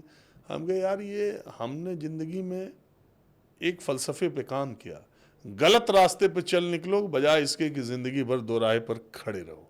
मुझे लोग गलत कहेंगे तो कोई फर्क नहीं पड़ता, लेकिन मैं स्टैंड तो लेता हूँ। सही बात, सही होगा सही, गलत होगा गलत, इससे क्या फर्क पड़ता? राइट। अरे जीवन में भगवान ने इतना कम दिया क्या, जब अभी भी बैलेंस करने की जरूरत है। हाँ, बैलेंस क्यों करना जो दिख। अच्छा, और आपका शो तो ऐसा है कि जहाँ पे पब्लिक है। एक बात है, परसों एक मैं वॉक कर रहा था, परसों एक हमें हरियाणा के एक हमारे व्यूअर ने कहीं से नंबर पाया और फोन किया। वो फोन करने के साथ ही रोने लगे। तो मैंने कहा आप इतना इमोशनल क्यों हो गए? बोले सर आप इतनी मेहनत करते हो, गर्मी सर्दी आपको देखते हैं, आपने कहा था कांग्रेस सरकार आएगी और देखिए आपका मामला गलत हो गया लोग। तो मैंने कहा आपको दुख इस बात का है कि कांग्रेस की सरकार नहीं आई, या आपको इस बात का दुख है कि मेरी बात गलत हो गई? तो उन्होंने कहा दोनों का है। तो मैंने कहा ऐसा नहीं है, आपको कांग्रेस की सरकार ना आने का दुख था तो आप मेरी बात पे कर रहे हैं। मैं मुझे क्या फर्क पड़ता है? आज तक भूपेंद्र सिंह हुड्डा और दीपेंद्र हुड्डा का मैंने जिंदगी में एक इंटरव्यू नहीं किया, मेरी उनसे कोई जान पहचान नहीं। मैं कभी न उनके घर गया भी हूं तो बाहर से अपना शो किया चला आया। पूरे हरियाणा चुनाव में मैंने किसी नेता का इंटरव्यू नहीं नहीं किया, किया, हाँ। मुझे क्या मतलब कांग्रेस आए बीजेपी आए, जो दिख रहा है वो बताया। हाँ, अच्छा आप एक बात बताइए सर, अच्छा, जो दिख रहा था, जो मैंने बताया, वो सब ऑलमोस्ट लोगों को वही दिख रहा था। 39-39% दोनों को मिला वोट, तो मैं क्या करूं। सही बात है। और दूसरी बात, सारे एग्जिट पोल भी वही बता रहे जो मैं बता रहा हूं। मैं तो पहले से बताना शुरू किया एग्जिट पोल, तो मान लीजिए वो उस तो दिन कंपनी है, ऑर्गेनाइजेशन से इतना बड़े लेवल वहाँ पर तो काम चल कर रहा रहा है। है। तो हाँ। हमारे गांव में एक लड़का 10th में फेल हो गया, तो घर आया, तो उससे पूछा उसके फादर ने कि तुम्हारे रिजल्ट का क्या हुआ, तो उसने कहा वो रामाधार का लड़का फेल है। तो उसका ओम प्रकाश का लड़का फेल है। कह रहे भाई अपना बताओगे, कह रहा हम ही दुला रहे हैं। तो एक्सिस फेल है, सी ओटर फेल है, चाणक्य फेल है, तो हम ही दुला रहे हैं। तो ये सब तो होता रहता है। आई नो, बट आपका आकलन क्या है?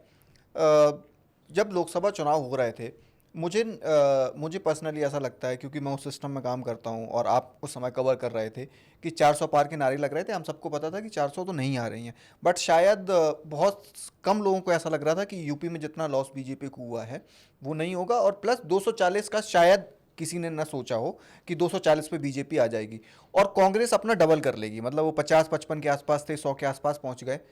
आप अगर मतलब बहुत कम टाइम लेके सिर्फ ये बताना चाहें कि इस वजह से बीजेपी 240 पे पहुंची और कांग्रेस इस वजह से 100 पे पहुंची, वो आपको क्या मेजर एक। मैं ये मानता हूं कि अगर बीजेपी ने ये नारा न दिया होता कि अब की बार 400 पार, और ये देश के सारे प्रमुख चैनलों ने ओपिनियन पोल में ये नहीं दिखाया होता कि अब की बार 400 पार, तो बीजेपी की सीटें 200 से कम होती। वो जानबूझ के बीजेपी को ये पता था, इसलिए उन्होंने 400 400 400 बोलना शुरू किया कि पूरे देश का माइंडसेट 400 की तरफ चला जाए।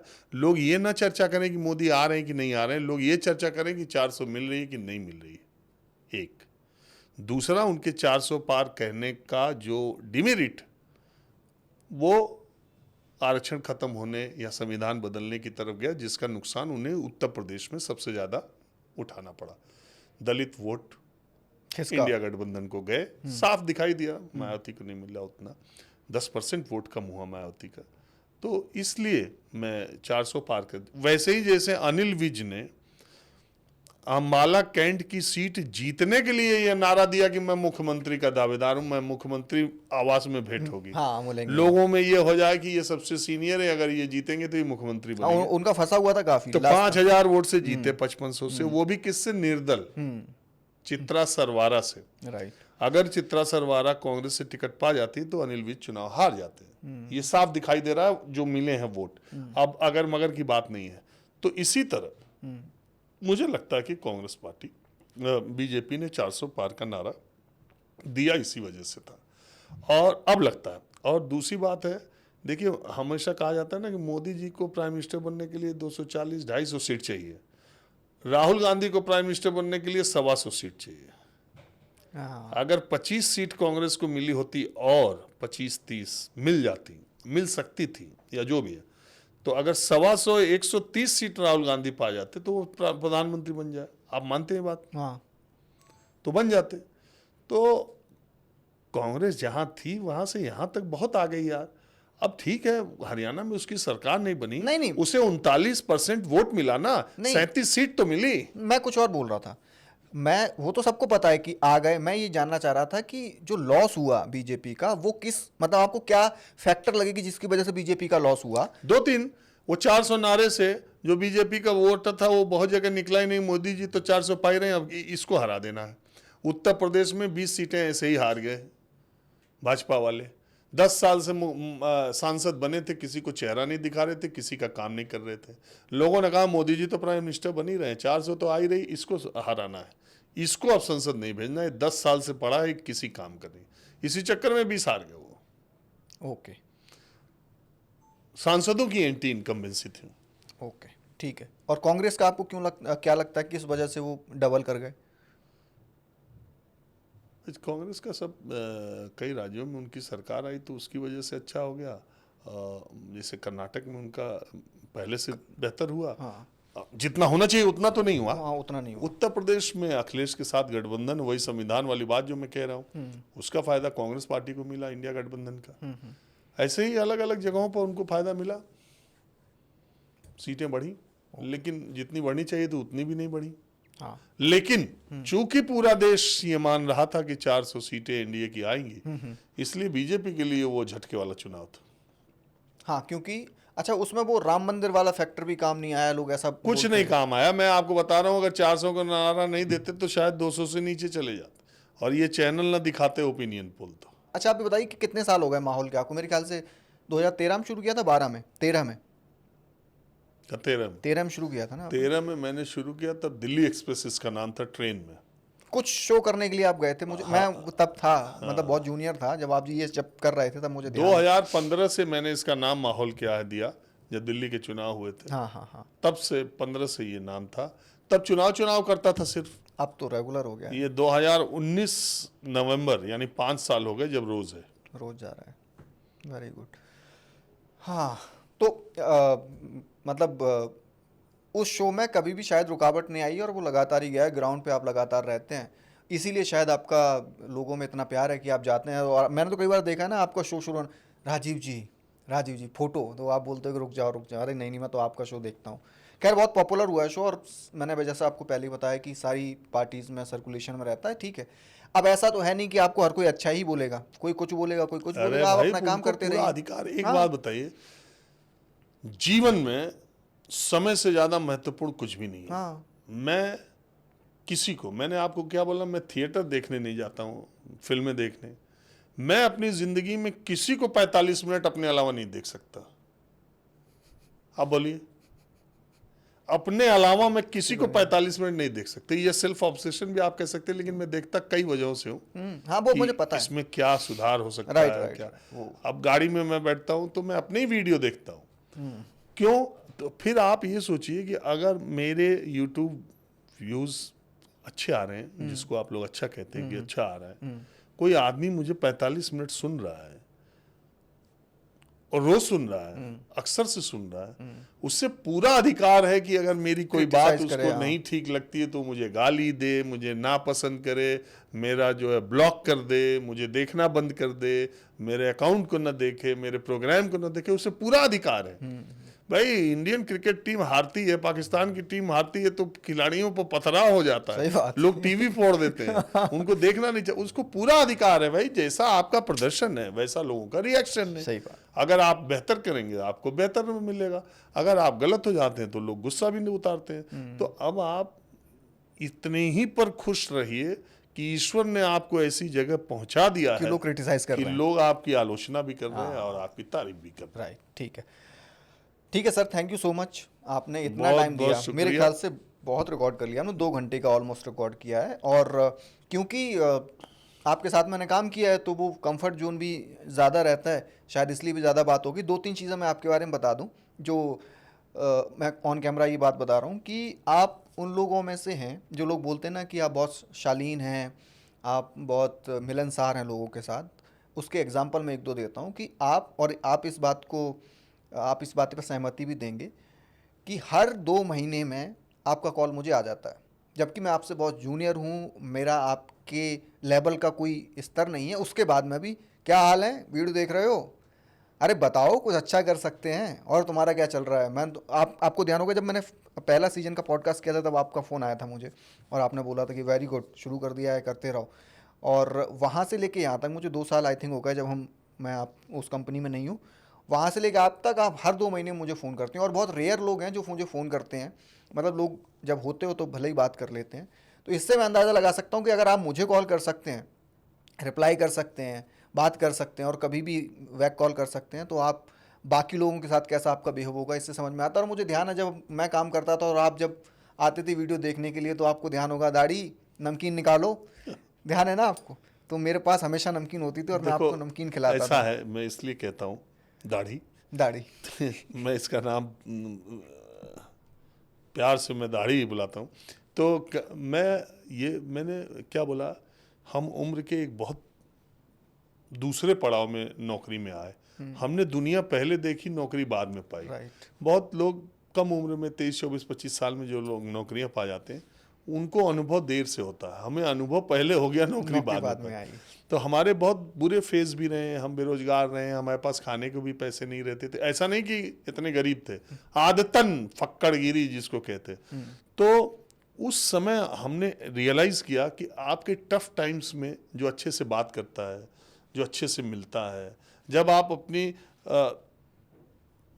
करियर के ढलान पे हो या शुरुआत में हो या अभी जब आपने कोई माइलस्टोन नहीं अचीव किया है, उस समय अगर आपसे कोई अच्छे से बात करता है, आपका सपोर्ट सिस्टम बनता है, आपके लिए अच्छा सोचता है, उसको अच्छा लगता है जब आप फ़ोन करते हैं या आप मिलते हैं, तो वो मैं रियलाइज़ करता हूँ कि मेरे टफ टाइम्स में मेरे जिन फ्रेंड्स ने कहा कि मेरे अंदर बहुत टैलेंट है, मैं बहुत आगे जाऊँगा, कभी किसी ने कहा चलो खाना खिलाते हैं, जब मैं बेरोजगार आया था मेरे एक दोस्त ने मुझे 3 महीने अपने घर में बिना किराए के अपने कमरे में रखा, दोनों टाइम खाना खिलाया, और वो कहता था कि यार तुम अच्छा करोगे, एक ब्रेक मिलने की बात है।